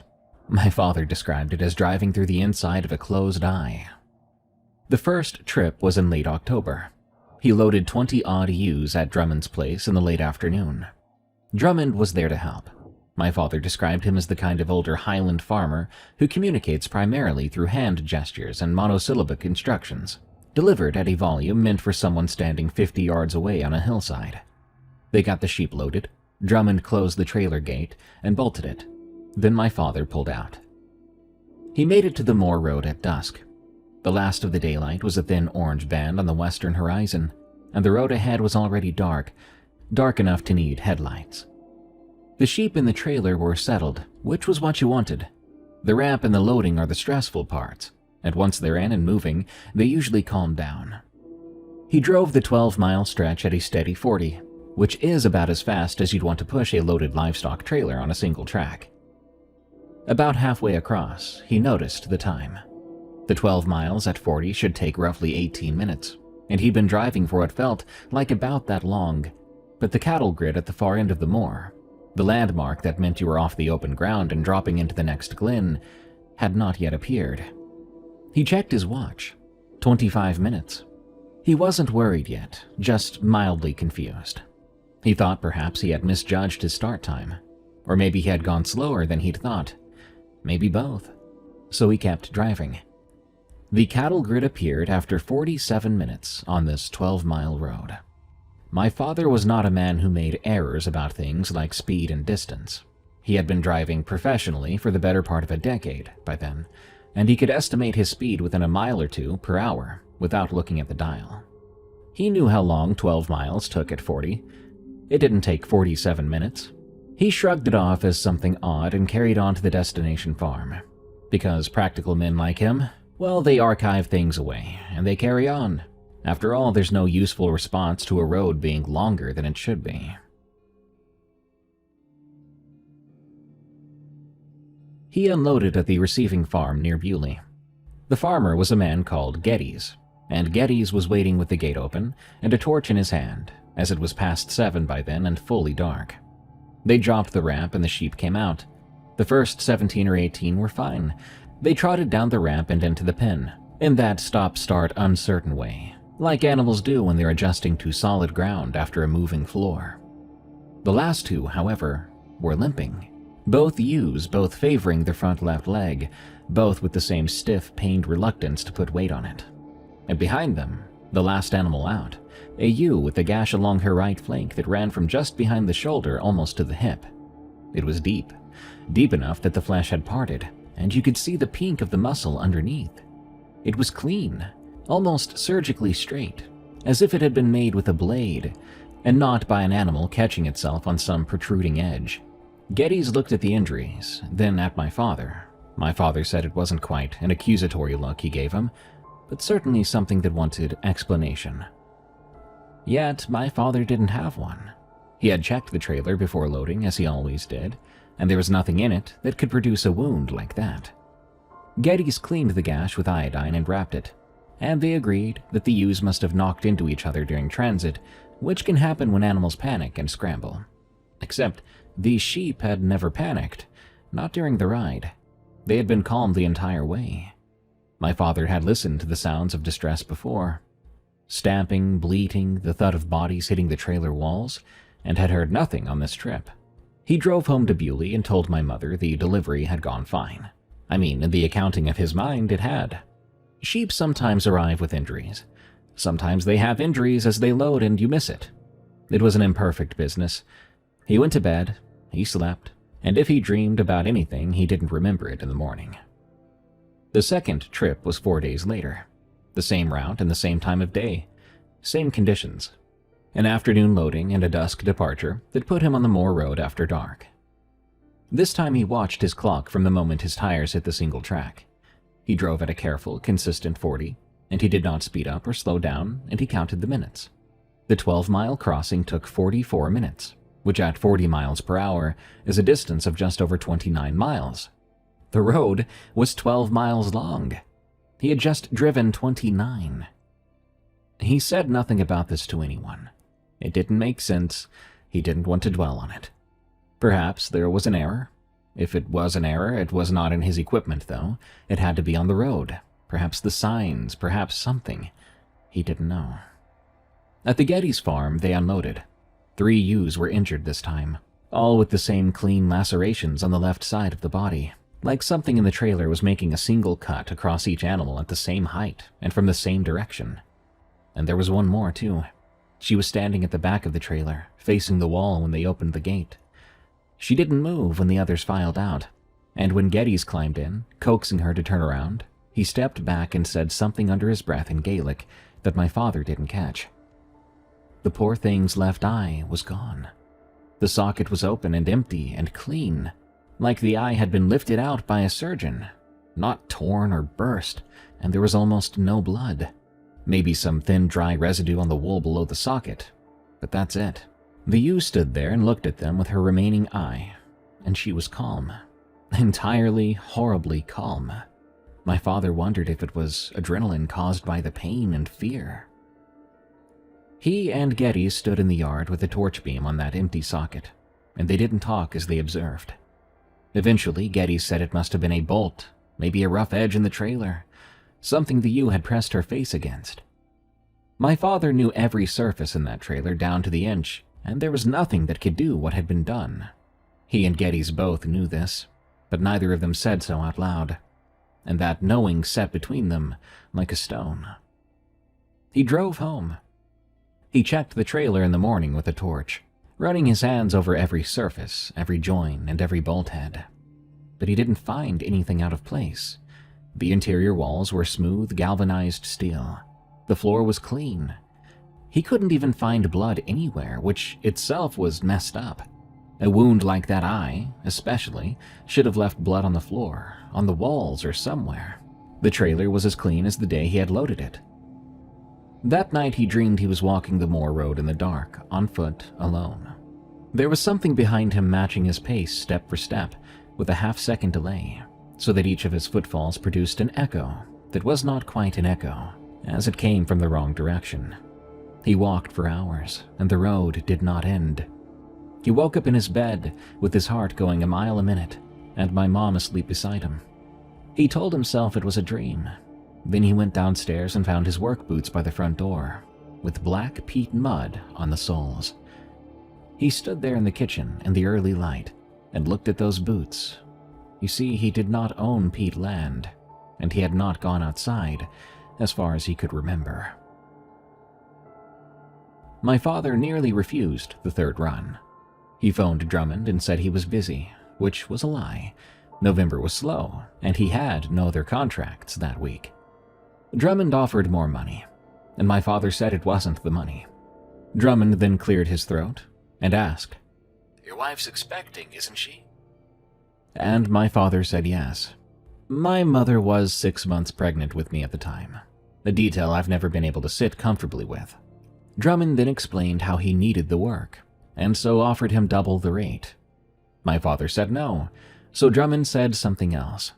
My father repeated it to me in the hospital, exactly as he remembered it, and I'll do that for you as well. Drummond had said, "You've been across 3 times now, Alistair. Twice there, once back empty. That's 3 crossings of a road that wants 4. You think it matters whether you're driving it? You walked it last night in your sleep. It'll have you walking it every night until you finish what you started, or until it finishes for you." My father asked how Drummond knew about the walking, but he didn't answer that. Instead, he said, "Finish the contract. 4 loaded crossings, that's a full drove. That's what the road wants. Leave it at 3, and that there's unfinished business. And that road has been collecting unfinished business since before your grandfather's grandfather was born." My father took the job. I don't know why. He didn't explain his reasoning to me, and I've spent 2 decades considering the possibilities, and I still can't settle on one. The money was part of it.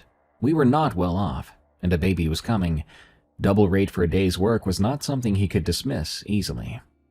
But obviously it was more than that. I think Drummond's mention of the sleepwalking frightened him in such a way. It confirmed that what was happening was not contained to the road. It was following him home. The peat on his boots, the dreams, the road reaching into his house while he slept. If Drummond was right, then driving the road again was not adding to the danger. The danger was already present, accumulating, and the only way to discharge it was to complete the crossing. Give the road what it wanted.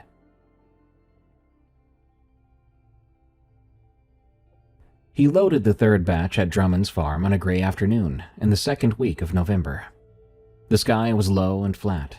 The highland was overcast, making it impossible to tell where the sun was or how much light you had left. And the darkness, when it came, arrived without a transitional period. 1 minute, the moor was visible in washed-out gray, and the next, the headlights were cutting tunnels through solid black. He was on the moor road by 4:45.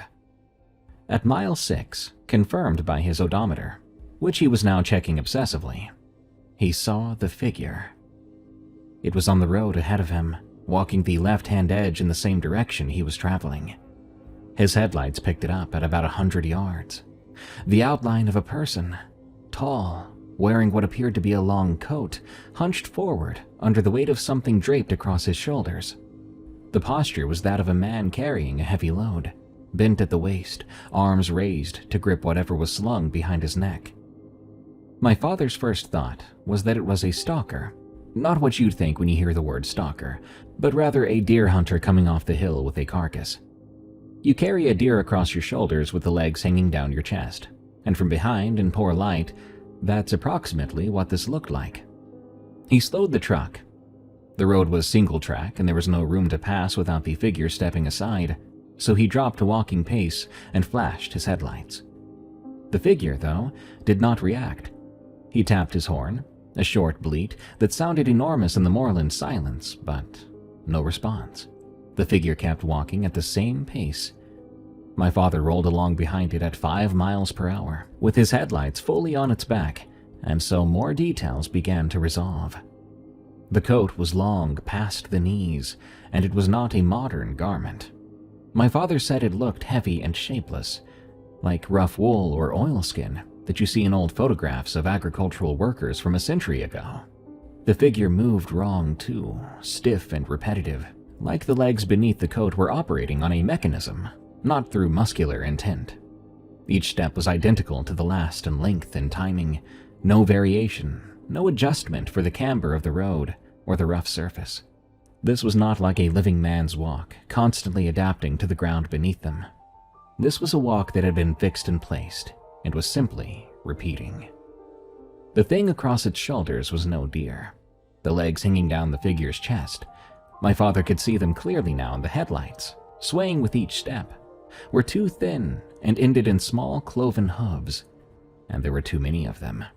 He counted at least 4 distinct legs, possibly 6, layered over each other, which meant the figure was carrying more than one animal. Sheep. Dead sheep, draped and stacked across its shoulders, and it was walking the drove road at 5 o'clock on a November night, as though this were a task it had been performing for a very long time and intended to perform for a great deal longer. My father stopped the truck. He told me he didn't know why he did. Every functioning part of his brain was telling him to accelerate and get clear of this, but his foot went to the brake, and his hands went still. He sat in the idling cab with his headlights on the figure 20 yards ahead.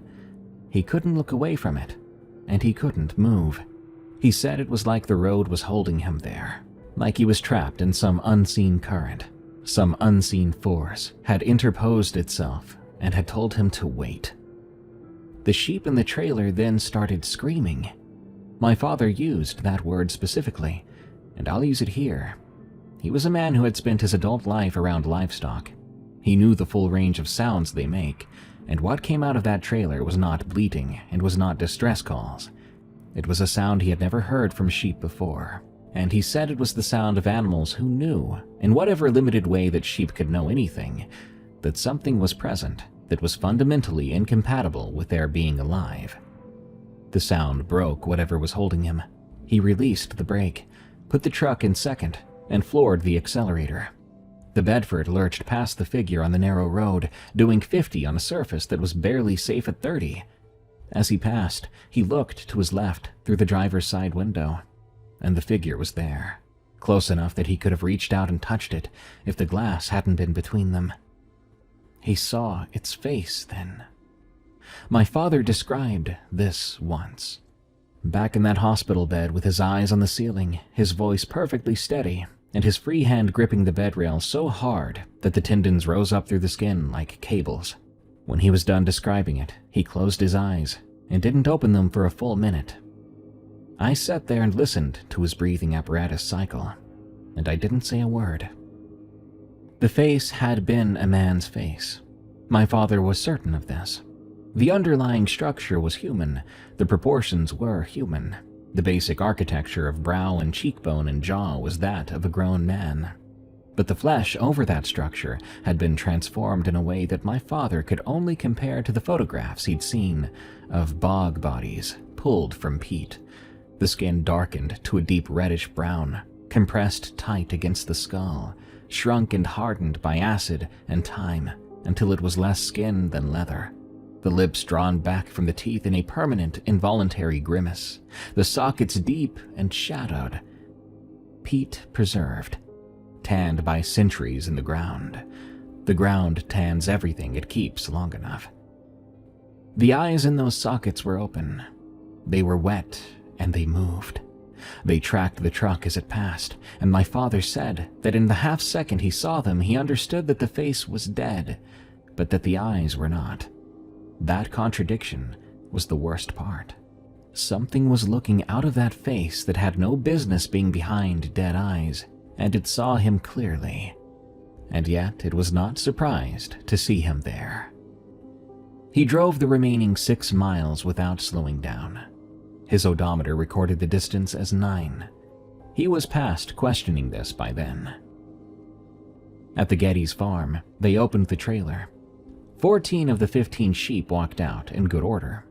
The 15th was at the back of the trailer, at the far corner, and it wasn't standing up. Now I must describe what my father described to me, and I'll do it plainly, though it is bizarre and disturbing. The ewe was on its side. It was definitely alive. My father could see its ribcage moving, shallow but rapid breathing. Its eyes were open, and its legs were making small rhythmic paddling motions, like a dying animal's legs moving as the nervous system fails. But the animal was not dying from any wound or impact. Well, nothing that made sense anyway. You see, its abdomen had been opened up. The skin and wool of the belly had been parted along a line so clean and straight, it looked measured, from the sternum to the pelvis, and the 2 flaps of skin had been folded back, laid flat against the ground on either side of the body, like the pages of some book. The interior of the animal was exposed. Organs, musculature, the architecture of a living sheep presented in cross-section, as though for a veterinary demonstration. The organs had been rearranged. The stomach and intestines, which should have been in the abdominal cavity, had been drawn out and placed on the exterior of the body in positions that corresponded roughly to where they would sit if the animals inside and outside had been reversed. The liver was where the wool should have been. The wool was underneath. Everything was in the wrong place but arranged with intent. Something with horrible creativity had opened this animal up and tried to put it back together according to a different set of instructions. Somehow, the ewe was breathing through all of this. Its legs were still paddling.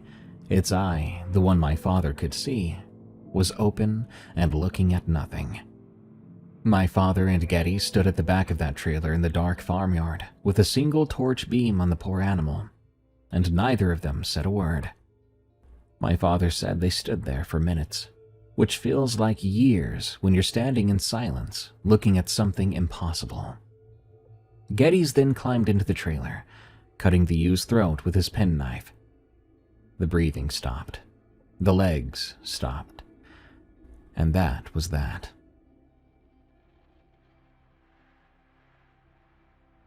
They dragged the remains out of the trailer, burying them behind the farm buildings in the dark, working by torchlight. When the hole was filled and the ground stamped flat, Geddes stuck his spade in the earth, leaning on it, and said, "Don't bring any more animals down that damned road." My father explained that he still had one more trip. Geddes gave him a look and said, "My father used to haulage sheep before me, and his father before him. Nobody in my family drives after dark on the moor road, and I'd suggest you arrive at the same policy." He picked up his spade and walked away. My father drove home. He didn't sleep well that night. In fact, he first stayed in the kitchen in the dark with a cup of tea, sort of just listening to the house. He tried to find a way to make what he had seen fit into a normal world, but he failed to do so. The days after the third trip were the part of the story my father told with the least detail. I think this was not because nothing happened, but because what happened was personal. And even on his deathbed, there were things he didn't want to hand down to his son. He said he felt different, that food had lost its familiar taste. Even the reflection in the bathroom mirror seemed delayed or lagged by the smallest fraction of a second, but he could feel it. And he had dreams every night. The moor road, footsteps behind him, the walk that didn't end, and every morning, the boots were by the door with fresh peat on the soles. My mother noticed. She was not an easily frightened woman, but my father said she had begun watching him with a quality of attention associated with waiting rooms. Patient, alert, braced for any kind of news. One evening she told him he smelled different. He asked what she meant. She said she could not describe it, except that it wasn't him. The smell of his very skin had changed, and she looked afraid, likely because my father wasn't sick. And if he was, that would be treatable. This wasn't. Drummond eventually called. One more trip, the final batch. 15 ewes, finish the contract, finish the drove, and be done. My father said yes. Drummond's warning was the last thing my father heard before he pulled out of the farm track onto the B road for the final time. They'd loaded the 15 ewes in near silence, working quickly in the afternoon light, and as my father climbed into the cab, Drummond put his hand on the doorframe, and he held it there so that the door couldn't close. He looked my father dead in the eye, and he said, "Don't stop. Whatever you see on that road, don't stop the truck. If it stalls, you stay in the cab. Do not put your feet on that road after dark." My father asked what would happen if he did. Drummond took his hand off the doorframe and said, "Then you'll join the drove." He stepped back, and my father closed the door. That was the last time the two men spoke. It was 3:30 when he reached the B road. Sunset was at 4:30. 12 miles at 45 would take 16 minutes. He would be off the moor and through the cattle grid with daylight to spare. My father said he felt something close to optimism as he turned onto the single track, which tells you how far his calibration had shifted over the preceding weeks. That the prospect of driving a road that had mutilated livestock and put living eyes in a dead man's face could produce anything resembling relief. But he had daylight, and he had speed, and he had an engine that had never let him down. In 16 minutes, it should be over. The moor opened up on either side as the road climbed away from the glen. Brown peat, gray sky, hills on the horizon just visible through a thin haze. He set his speed at 45 and watched the odometer and drove. At mile 3, the sky changed. The overcast, which had been a uniform gray sheet all day, thickened and dropped. This man had driven through highland squalls and hill fog, even through horizontal rain so bad it reduced visibility to the length of the bonnet. But this was strange. The light simply left. No fade whatsoever. The light was simply removed. He checked his watch. 10 to 4. The sunset should not have been for another 40 minutes. The dark had come early, and it came all at once. There was nothing natural about this. He pressed his accelerator. The engine responded, but the truck felt heavy suddenly. Sluggish, laboring, like it was having trouble pulling the additional weight of the trailer now. The temperature gauge, which normally sat comfortably in the middle third of its range, began to climb. He was doing 45 by the speedometer, but the sensation of speed was wrong too. The road ahead unspooled in his headlights at a pace that felt closer to 30. Mile 6. The halfway point on a 12-mile road, except by now he had no faith that that road was 12 miles. He drove and he watched the odometer count, and he kept his hands tight on the wheel. The sheep in the trailer stayed silent. He had been listening for them since the start of the drive, but he'd heard nothing. Over a dozen animals standing in a metal box in a moving vehicle eventually produced some sound, but these were producing nothing. It had been so completely quiet behind him that if he hadn't loaded them himself an hour earlier, he could have believed that the trailer was empty. Mile 9. No cattle grid. The moor road continued ahead of him, straight and featureless, the headlights reaching maybe 80 yards before the dark swallowed them.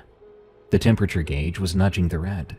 The engine note had changed from the steady diesel thrum that he knew as well as his heartbeat to something strained and arrhythmic, a machine working against a resistance which it was not designed for. He checked the wing mirror on the driver's side. A habit of his. A haulier does this every few minutes without thinking about it.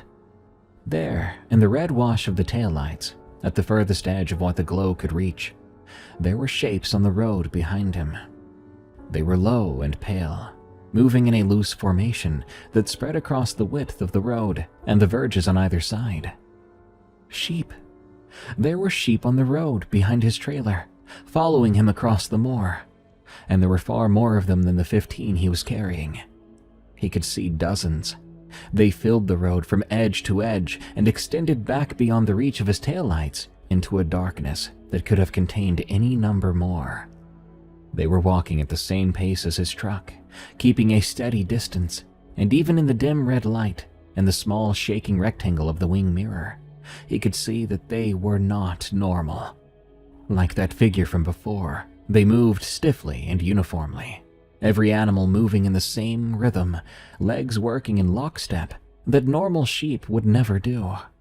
Some of them were even walking on legs that were bent oddly, which would make it impossible for a living animal to stand on, let alone move with. One near the front of the flock, where the tail light was strongest, had its head hanging sideways from a clearly broken neck. The skull was resting against its own shoulder, and it walked the same steady pace as the rest. Their wool was dark and matted, with something that looked like mud but wasn't, and the ones closest to the light had a quality to their bodies that my father struggled to articulate that I will try to convey as precisely as I can. They looked compressed, flattened, as though they had been subject to enormous pressure that had pushed them into a denser version of themselves, the way peat pushes everything into a tighter, darker, more preserved form. My father faced forward and put his foot down. The engine screamed, the speedometer read 50, But that road was not meant for 50. The truck shuddered and swayed, and he held the wheel with both hands, determined to keep driving, due to what Drummond had told him. And because looking in that mirror again was something that he could not bring himself to do. Mile 14. There was no cattle grid still. The road should have ended 2 miles ago by any honest measurement, and it had not ended. The engine temperature was in the red, and the needle was still climbing. My father could smell hot metal and coolant, and he knew that the truck was about to die, and there was nothing he could do about it.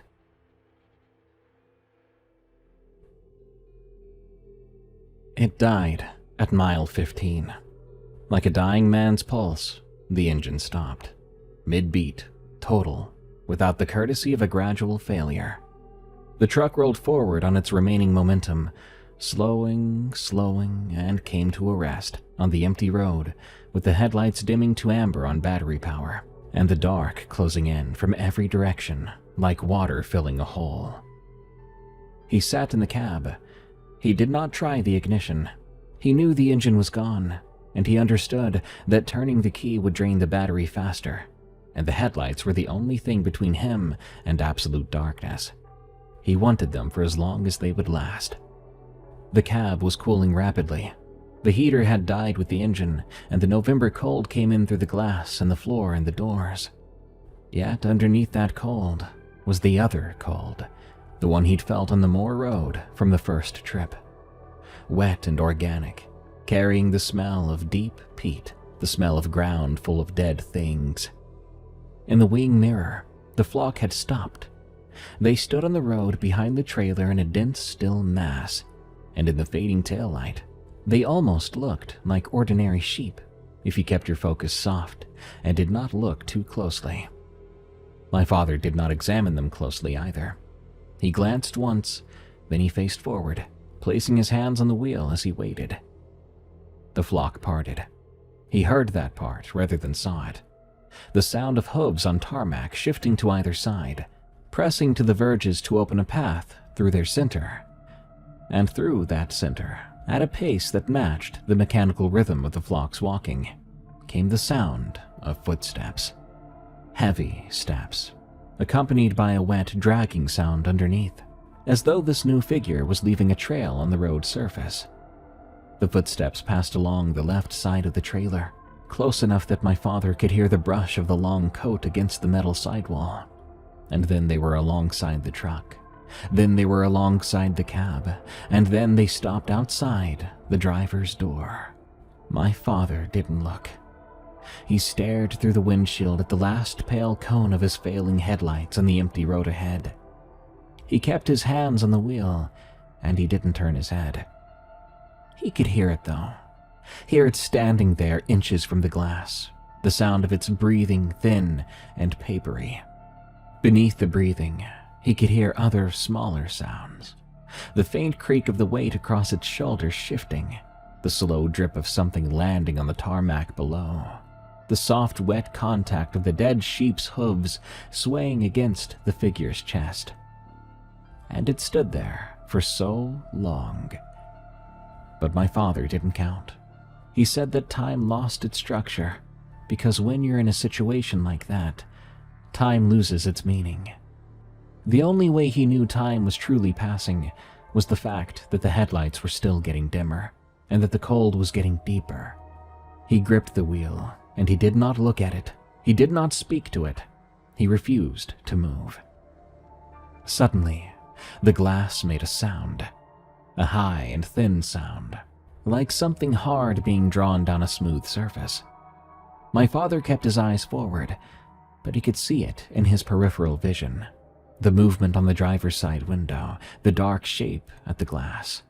The sound continued, a slow, downward stroke, from the top of the window to the bottom. Then another, parallel to the first, and another. 4 strokes altogether, 4 lines or grooves being inscribed into the exterior of the glass by something that was not a fingernail, and was not a tool, and was, as far as my father's peripheral vision could tell, the tip of a bare, dark, and hardened finger. The sound stopped. The breathing continued for a few more seconds, but then the footsteps resumed, moving past the cab, past the bonnet, and now onto the road ahead. The dragging sound went with it, and the flock on the verges began to move, falling in line behind the figure. The whole procession, the shepherd and his dead drove, walked north along the moor road until the sound of their passage faded and the night was silent. My father was alone. He waited, maybe 5 minutes. He could not have waited longer because his body was shaking with a violence that made it difficult to keep his hands on the wheel, and the cold had gotten into him, touching his very core. He turned the key, and the engine started right away, turning over on the first attempt with a healthy, steady note. It was like the dang thing had never stopped. The headlights brightened, the temperature gauge sat in the middle of its range, and the cab began to warm up. He put the truck in gear and drove. The cattle grid appeared less than 2 miles later, exactly where the map said it should be, and he crossed it, and the road dropped into the glen, and the moor was behind him. He did not look back. At the Geddes farm, the farmer had agreed to receive this final batch despite what he'd said before. My father never explained how that arrangement had been made. They opened the trailer. 14 sheep came out, healthy, uninjured, and calm. 14, not 15. The trailer was sealed, bolted from the outside. There was no gap or breach anywhere in its construction, nowhere for a 60-kilogram animal to leave through. 14 sheep walked into the pen, and the 15th simply did not exist. There was no body, no blood, no wool, and no hoofprint. There was no indication that a 15th animal had ever been in the trailer at all. Geddes counted twice, so did my father. 14. Geddes looked at my father across the pen gate, and my father looked back. Geddes took out his delivery book, signed the receipt for 15, and put the book away. He closed the pen and walked toward his house without turning around. My father drove home to Bewley in the dark with the heater on full and the radio playing. His hands were steady on the wheel and his mind was blank. He parked outside his house and sat in the cab for a while before finally going inside. He didn't check the trailer. He never checked that trailer again. He never drove that moor road again either. The contract was finished. Drummond never called, and my father never inquired. He learned years later and secondhand that Drummond had been found dead on the moor road in the spring of 1979. They found him sitting upright against a fence post with his crook across his lap, dead of exposure on a night when the temperature had not dropped below 7 degrees. The man who told my father about this said Drummond looked like he had been sitting there for a long time, though the pathologist report put the death at only a few hours before the body was found. My father received this information, said nothing, and changed the subject. Those changes my father dealt with, well, they faded. The dreams stopped within a month or so. The peat mud stopped appearing on his boots. The strange thing about his reflection even settled. My mother stopped watching him, and the smell she had noticed went away.